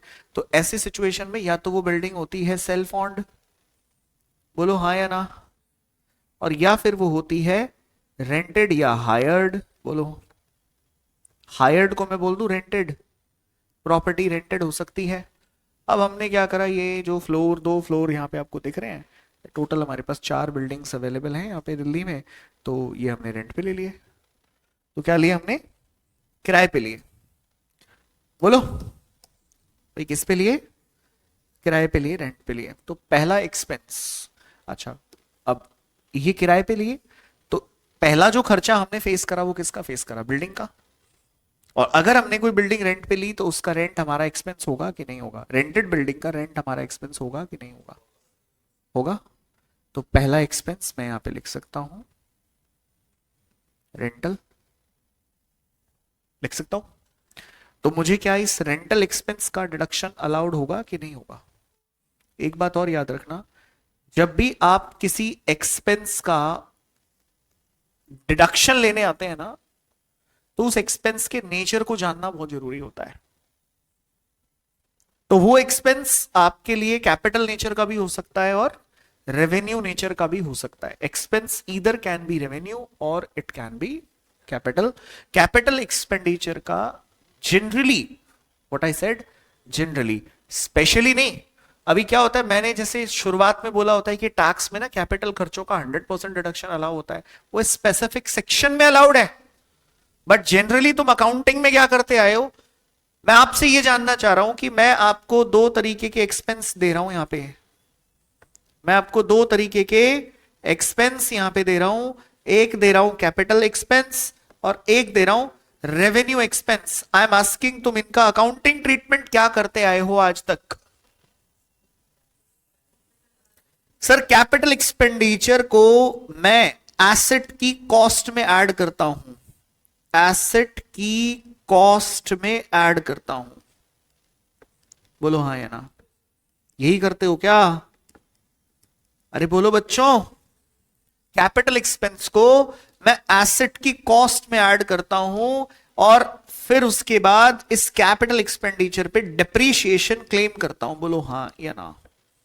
भाई किसी बच्चे के अकाउंटिंग कॉन्सेप्ट अगर चैलेंज हो रहे हैं तो डिस्कस कर लेना मेरे से, अकाउंटिंग में यही करते आए हो आप, कैपिटल एक्सपेंस का यही ट्रीटमेंट होता है अकाउंटिंग में, टैक्स में भी यही होगा।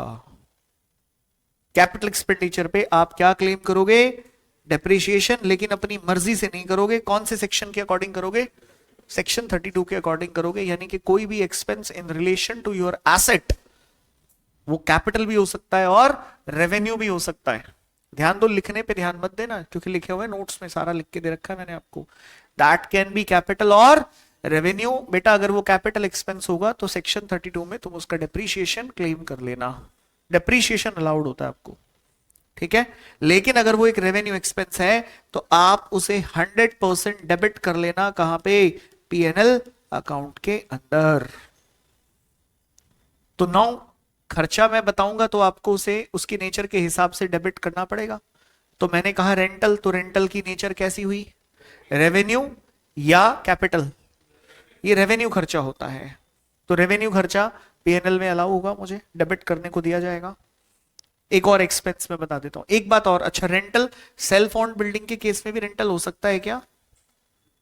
बोलो, अगर कोई बिल्डिंग सेल्फ ओन्ड है और तुम उसका रेंट का एक्सपेंस दिखाओगे तो क्या लॉ अलाउ करेगा? नहीं। लेकिन अकाउंटिंग एक नोशनल रेंट अलाउ करने की बात करा करती थी पार्टनरशिप फॉर्म में, याद करो।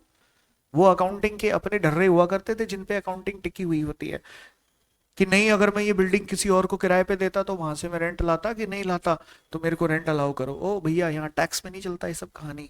टैक्स कहता है ये बताओ एक्चुअल में खर्चा तुमने रेंट दिया है क्या किसी को? अरे कोई दिया है रेंट तो बताओ, एग्रीमेंट वेग्रीमेंट है क्या आपके पास? अगर कोई एग्रीमेंट शेग्रीमेंट है तो हम आपको अलाउ कर देंगे, सीधी बात। आई बात समझ में? और अगर आप खुद ही इसके मालिक हो तो तुम एक काम करो, रेंट भूल जाओ अब, क्योंकि रेंट के बदले हम तुम्हें क्या देंगे? डेप्रीशिएशन देंगे। भूल जाओ आप ये रेंट वेंट क्या होता है। तुम रेंट भी लो, डेप्रीशिएशन भी लो, सब तुम ही ले लो। है गवर्नमेंट ऐसे कहेगी ना, चिट भाई सब कुछ आप ही का हो गया, मान तो तुम रहे नहीं हो हमारी बात। तो गवर्नमेंट ने बोला देखो ऐसा, अगर आप सेल्फ ओन्ड बिल्डिंग की बात कर रहे हो तो रेंटल अलाउड नहीं होगा उसका। बहुत क्लियर बात है, रेंटल अलाउड होता ही नहीं है, नॉट अलाउड। अब तुम मुझे बोलो नहीं sir if and but, no का मतलब नो है ना, यहाँ पे इन्होंने सीधे सीधे बोल दिया नॉट अलाउड मतलब नहीं मिलेगा कुछ भी हो। दूसरा पॉइंट देखना क्या है, रेंटल के बाद और क्या खर्चे हो सकते हैं किसी बिल्डिंग के? इंश्योरेंस प्रीमियम हो सकता है कि नहीं हो सकता? बीमा करवाया, और ये बीमा ऊपर भी हो सकता है कि नहीं हो सकता? भाई एक ऑनर भी चाहे तो प्रीमियम दे सकता है, अपनी बिल्डिंग का इंश्योरेंस करा सकता है, इसको भी अलाउड है। और अगर कोई टेनेंट बीमा पे करता है उसको भी अलाउड है। दोनों को दे दिया आपने तो? हाँ, तो दोनों को दे रहा हूं मैं, क्या आफत हो गई फिर? तो एक अकाउंटिंग ईयर में एक बिल्डिंग पे 2 लोग इंश्योरेंस ले सकते हैं? अरे कमाल कर रहे हो आप यार। मैंने क्या बोला? मैं मेरी खुद की बिल्डिंग में बिजनेस करता हूं और मैं उसका इंश्योरेंस करा के बैठा हूं, तो वो मेरे बिजनेस का एक्सपेंस होगा कि नहीं होगा? अलाउड होगा मेरे को। कई बार जब मैं लिखता हूं ना दोनों को अलाउड है, बच्चा कंफ्यूज घूम जाता है ऐसे सिर उसका, कहता है ये क्या हो गया? अरे कुछ नहीं हो गया, सब ठीक है। 2 अलग अलग डिफरेंट डिफरेंट सिचुएशन है ये। अगर मैं टेनेंट हूं, जैसे हम यहाँ पे टेनेंट हैं और हमने इस बिल्डिंग का इंश्योरेंस करा रखा है, तो इस बिल्डिंग में किसी तरह का कोई भी मिसहैप होता है, फायर किसी तरह का कुछ भी मिसहैप होता है, तो सारा का सारा लॉस कौन बेयर करेगा? Insurance company will bear that loss, आया ना? तो उसका इंश्योरेंस करा रखा है हमने, तो उसका इंश्योरेंस प्रीमियम हम साल में पे करते हैं, और वो इंश्योरेंस प्रीमियम हमारा बिजनेस एक्सपेंस है। लॉजिकली हमें वो बिजनेस एक्सपेंस अलाउ होना चाहिए, हेंस मुझे वो पीएनएल अकाउंट में डेबिट करने को दिया जाएगा, क्योंकि वो मेरा रेवेन्यू एक्सपेंस है। नेक्स्ट ईयर मुझे उसे फिर से क्या कराना पड़ेगा? रिन्यू कराना पड़ेगा।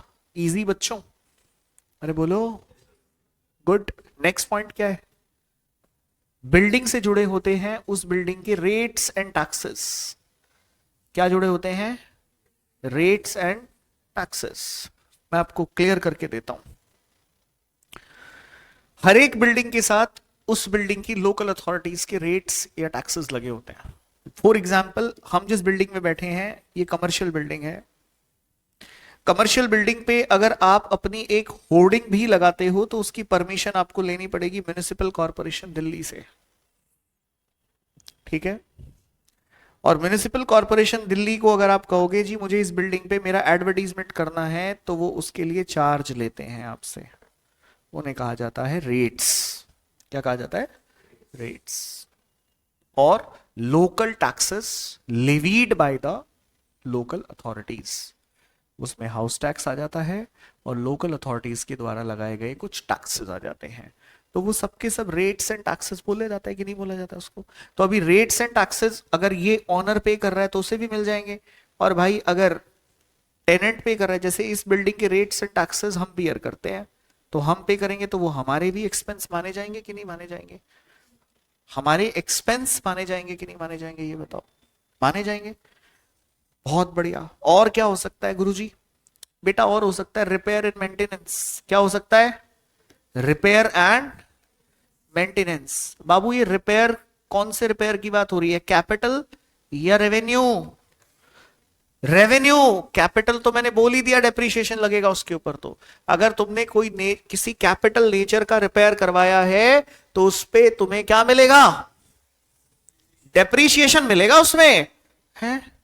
जैसे ये फ्लोर पे ये वाला कमरा बना हुआ नहीं था, मान लो बना हुआ नहीं था, ये बनवाया हमने, तो बनवाया तो ये वाले कमरे को बनाने में हमारा कैपिटल एक्सपेंस लगा। तो ये जो कैपिटल एक्सपेंस हमारा लगा, ये कैपिटल एक्सपेंस के लिए हमें डेप्रिसिएशन दिया जाएगा। डेप्रिसिएशन दिया जाएगा even if we are not the owner of this building, but इस पर्टिकुलर रूम के लिए हमें ओनर मान लिया जाएगा इनकम टैक्स एक्ट के अंदर। डेप्रिसिएशन में पढ़ाऊंगा मैं आपको ये वाला पॉइंट। तो अगर कोई रेवेन्यू नेचर की रिपेयर कौन कराता है? बोलो। टेनेंट कराता है, तो टेनेंट को भी वो खर्चा अलाउड होता है। मैंने कितने एक्सपेंसेस की बात करी भाई? सर आपने टेनेंट के रिस्पेक्ट में बात करी 1 2 3 4 खर्चों की, और सर सेल्फ ओन्ड वाले केस में आपने बात करी रेंटल को छोड़ के 4 खर्चों की, सॉरी 3 खर्चों की, insurance, rates and repair and maintenance. Please आइए एक बार अपने नोट्स में आ जाइए फटाफट से। सेक्शन 30 की बात कर रहा हूं मैं, यहां पे आ जाओ जरा। जो कुछ मैंने सिखाया वो आपके नोट्स में मैंने डाल रखा है। ओनली सेक्शन 30 को देखना है। विद्या माता की कसम है इधर नहीं झांकना तुम्हें बिल्कुल भी, उसको बाद में देखेंगे। पहले सिर्फ इतनी ताका झाकी नहीं करनी है आपको, जितना बोलूं उतना काम करना है बस। देखना जरा तुमने जो पढ़ा है वही लिखा है क्या, चेक करो एक बार प्लीज। 1 मिनट।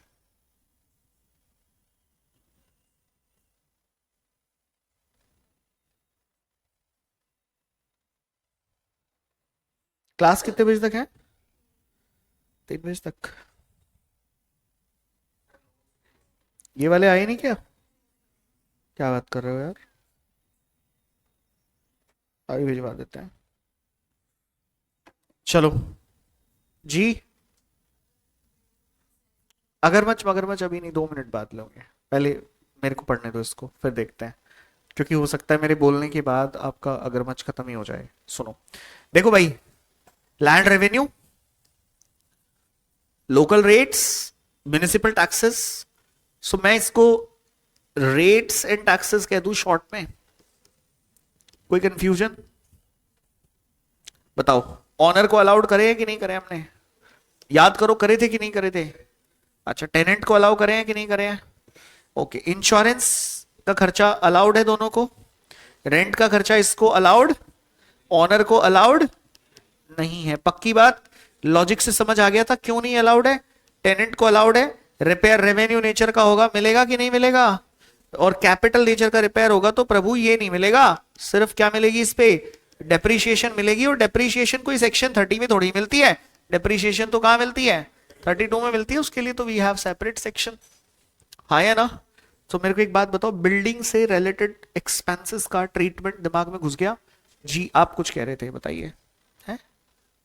अरे बोलना। अच्छा पूछ क्या रही थी तो बता दे।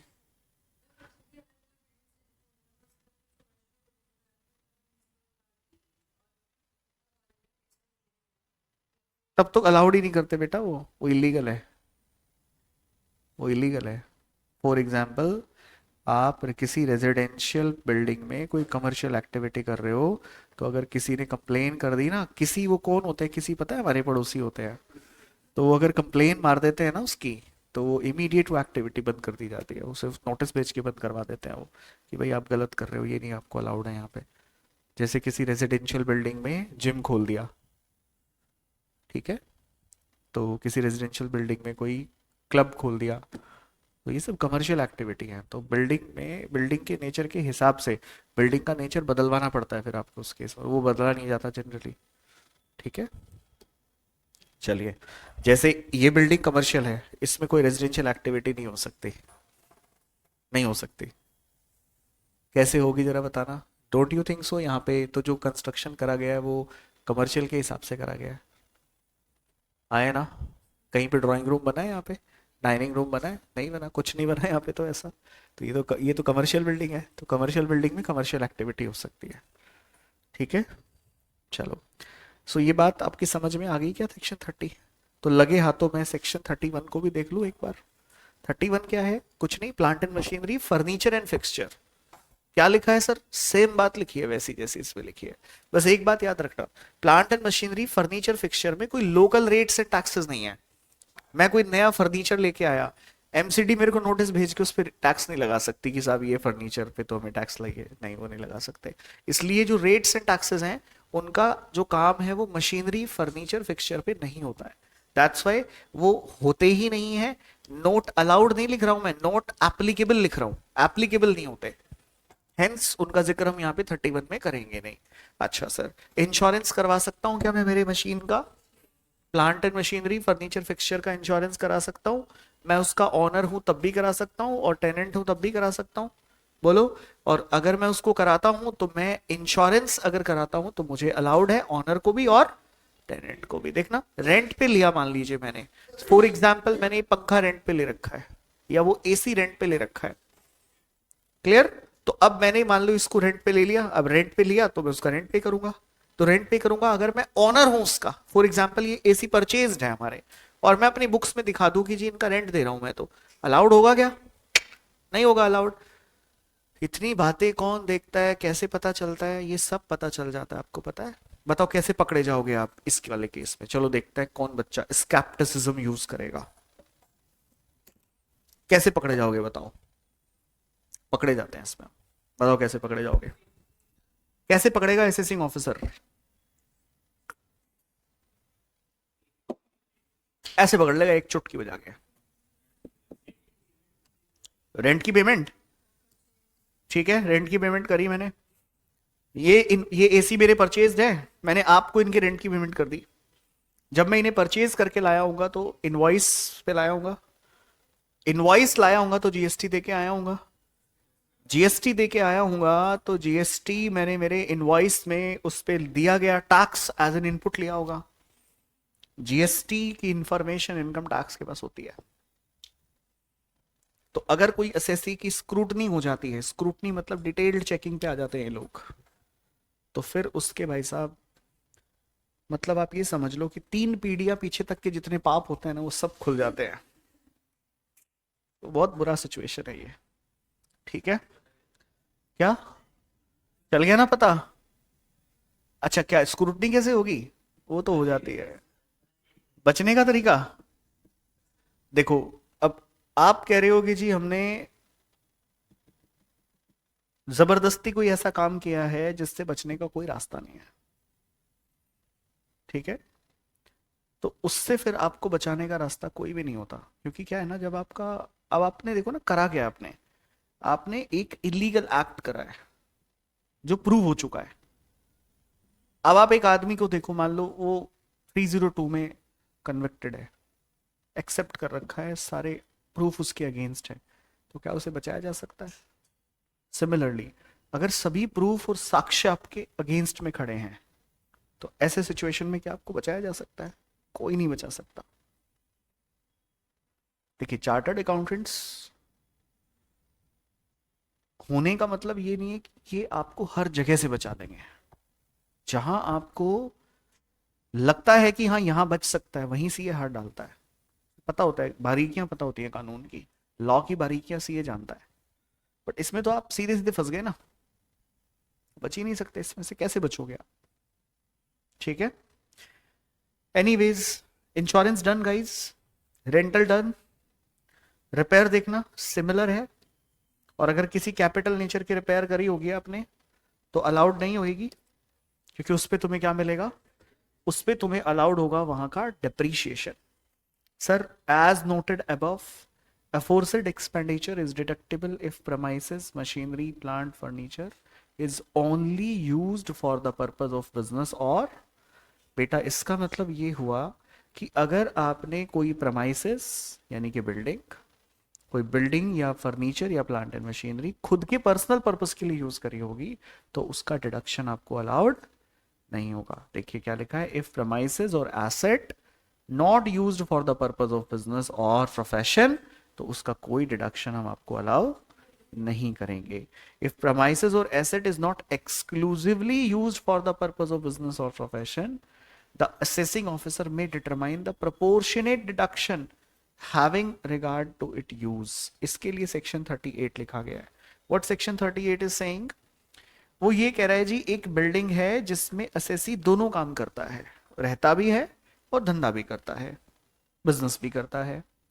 तो अब क्वेश्चन अराइज होता है कि ये बिल्डिंग उसकी मान लीजिए रेंटेड बिल्डिंग है, और इस पूरी बिल्डिंग का 50% पोर्शन में ऑफिस है और 50% पोर्शन में क्या है, वो उसकी रेजिडेंस है। तो अब रेंटेड बिल्डिंग की जब हम बात करते हैं ना, तो रेंट मान लो इस बिल्डिंग का 50,000 रुपए जाता है। कितना जाता है? 50,000। तो तुमने अपनी बिजनेस इनकम निकालते हुए एक्सपेंस में पूरा 50,000 रुपए लिख लिया, वो डिसअलाउड है। आपको सिर्फ कितना लिखना था? 50,000 का आधा, यानी कि 50% ही तो लिखना था। भाई 25,000 अलाउड था आपको, आपने 50 लिख रखा है, तो 25,000 क्या हो जाएगा? डिसअलाउ हो जाएगा। क्यों? क्योंकि आपने पूरा एसेट बिजनेस पर्पस के लिए यूज नहीं किया। सेक्शन 38 कहता है अगर कोई एसेट पार्टली ऑफिशियल और पार्टली पर्सनल पर्पस के लिए यूज हुआ है तो सिर्फ ऑफिशियल पर्पस के लिए जो खर्चा है वही अलाउ किया जाएगा। आगे बात समझ। नेक्स्ट देखना क्या लिखा हुआ है, सबलेटिंग का केस है। अगर where a part of premises or asset has been sublet by the deduction on account of rent paid minus, कैसे सर? आपने एक बिल्डिंग किराए पे ली, 2 फ्लोर थे उसके और 50,000 का रेंट था। एक फ्लोर आपने किसी को चिपका दिया 30,000 रुपए में, और एक फ्लोर पे आप काम कर रहे हो, तो 30,000 रुपए आपके पास आया, 50,000 रुपए आपके पास से गया। तो आपने तो पीएनएल अकाउंट में सिर्फ डिडक्शन कितनी लेनी है? 20,000 की। जितना रेंट आपने दिया माइनस जितना रेंट आपने लिया, सीधी बात 20,000 ही आपको क्या होगा? डिडक्शन अलाउ होगा। सो ये एक थियोरेटिकल केस है, कई बार क्वेश्चन में दे देता है वो ऐसे कि सबलेटिंग से रेंट आया है, तो बच्चा क्या करता है, सबलेटिंग की इनकम को कहां दिखा देता है। देखना गलती कहां से होगी आपसे। ये ट्रिकी एग्जामिनेशन बाइट्स होते हैं जो बहुत नुकसान करते हैं आपको। सबलेटिंग का रेंट दे रखा है क्रेडिट साइड पे, सबलेटिंग के रेंट को हम क्या करते हैं? इनकम फ्रॉम अदर सोर्सेज में ले जाते हैं, हाँ या ना? लेकिन पीजीबीपी में उसका कोई ट्रीटमेंट करते नहीं है। तो सबलेटिंग का रेंट, और ऊपर तुम्हें रेंट पेड भी दिखा रखा होता है, ऊपर रेंट पेड दिखा रखा होता है, तो उसकी एडजस्टमेंट करनी होती है आपको, उस रेंट को ठीक करके लिखना पड़ता है। तो वो इसी पॉइंट से ठीक हो पाएगा, अदरवाइज वो क्या होगा, वो पॉइंट आप ठीक नहीं करोगे तो उसके मार्क्स काटे जाएंगे फिर आपके। नेक्स्ट क्या लिखा हुआ है, deduction is subject to the compliance of section 43B. I have told you that there is a section जहां पे आपको deduction किस बेसिस पे मिलती है? पेमेंट बेसिस पे मिलती है। यानी कि कुछ ऐसे खर्चे जिनकी डिडक्शन आपको ड्यू बेसिस पे नहीं मिलेगी, उनकी एक्चुअल पेमेंट करनी पड़ेगी आपको। क्या बोला मैंने? उनकी आपको एक्चुअल पेमेंट करनी पड़ेगी। वो कौन से केसेस हैं जहां पे हमें डिडक्शन पेमेंट बेसिस पे मिलती है? तो वो सभी cases paragraph number 118 section 43B में लिखे गए हैं, और ये बहुत डिटेल कॉन्सेप्ट है आपका। तो मैं यहाँ पे मेंशन करके दिया इसको कि कुछ ऐसे एक्सपेंसेस हैं जहां पे तुम्हें कंप्लाई करना पड़ेगा 43B को। ऐसे कौन से खर्चे हैं सर? बेटा ये रहे वो खर्चे, रेट्स एंड टैक्सेस। ये रेट्स एंड टैक्सेस का डिडक्शन तुम्हें तभी मिल पाएगा जब आप इन्हें 43B के अंदर जो टाइम लिमिट दी है उसके अंदर अंदर पे कर दोगे। क्या बोला मैंने? 43B के अंदर जो टाइम लिमिट गिवन है उस टाइम लिमिट के अंदर अंदर तुम्हें इनकी पेमेंट करनी होगी, यानी कि इनकी डिडक्शन आपको सिर्फ तभी मिलेगी जब इनकी पेमेंट एक्चुअल में क्या हो गई होगी।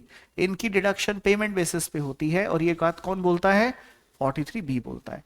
ठीक है, और ऐसे बहुत सारे एक्सपेंसेस आएंगे आगे चल के, तो 43B हमें पढ़ना है अभी। तो मैंने यहाँ पे इसका रेफरेंस नोट डाल रखा है ताकि आपको याद रहे ये बात। ठीक है, next point, repair being capital nature is added to the actual cost, उस पे आपको क्या मिलेगा, डेप्रीशिएशन मिलेगा। बोलो हाँ या ना।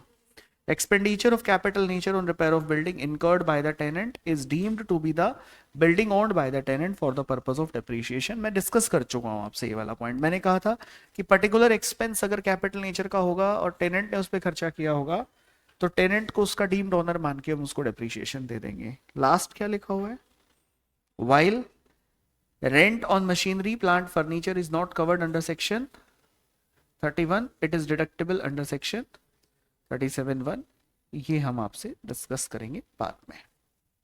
ठीक है, तो ये बात आपको समझ आ गई। यहाँ पे ऊपर मैं आपको नोट्स भिजवाऊंगा आज, तो आपने क्या करना है, ये 6 पॉइंट्स जो 6 इश्यूज दे रखे हैं ना यहाँ नीचे, इनको घर पे जाके देखना है एक बार कि क्या करना है इनके साथ आपको।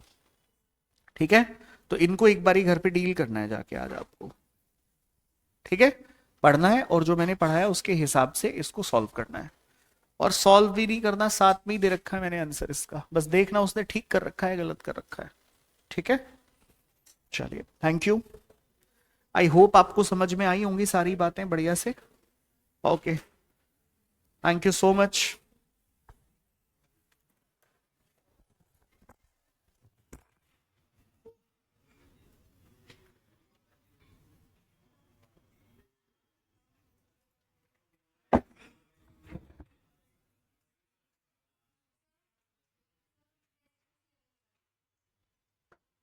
डेटशीट आई है क्या, मेरे से पूछा ही नहीं अभी उन्होंने कुछ।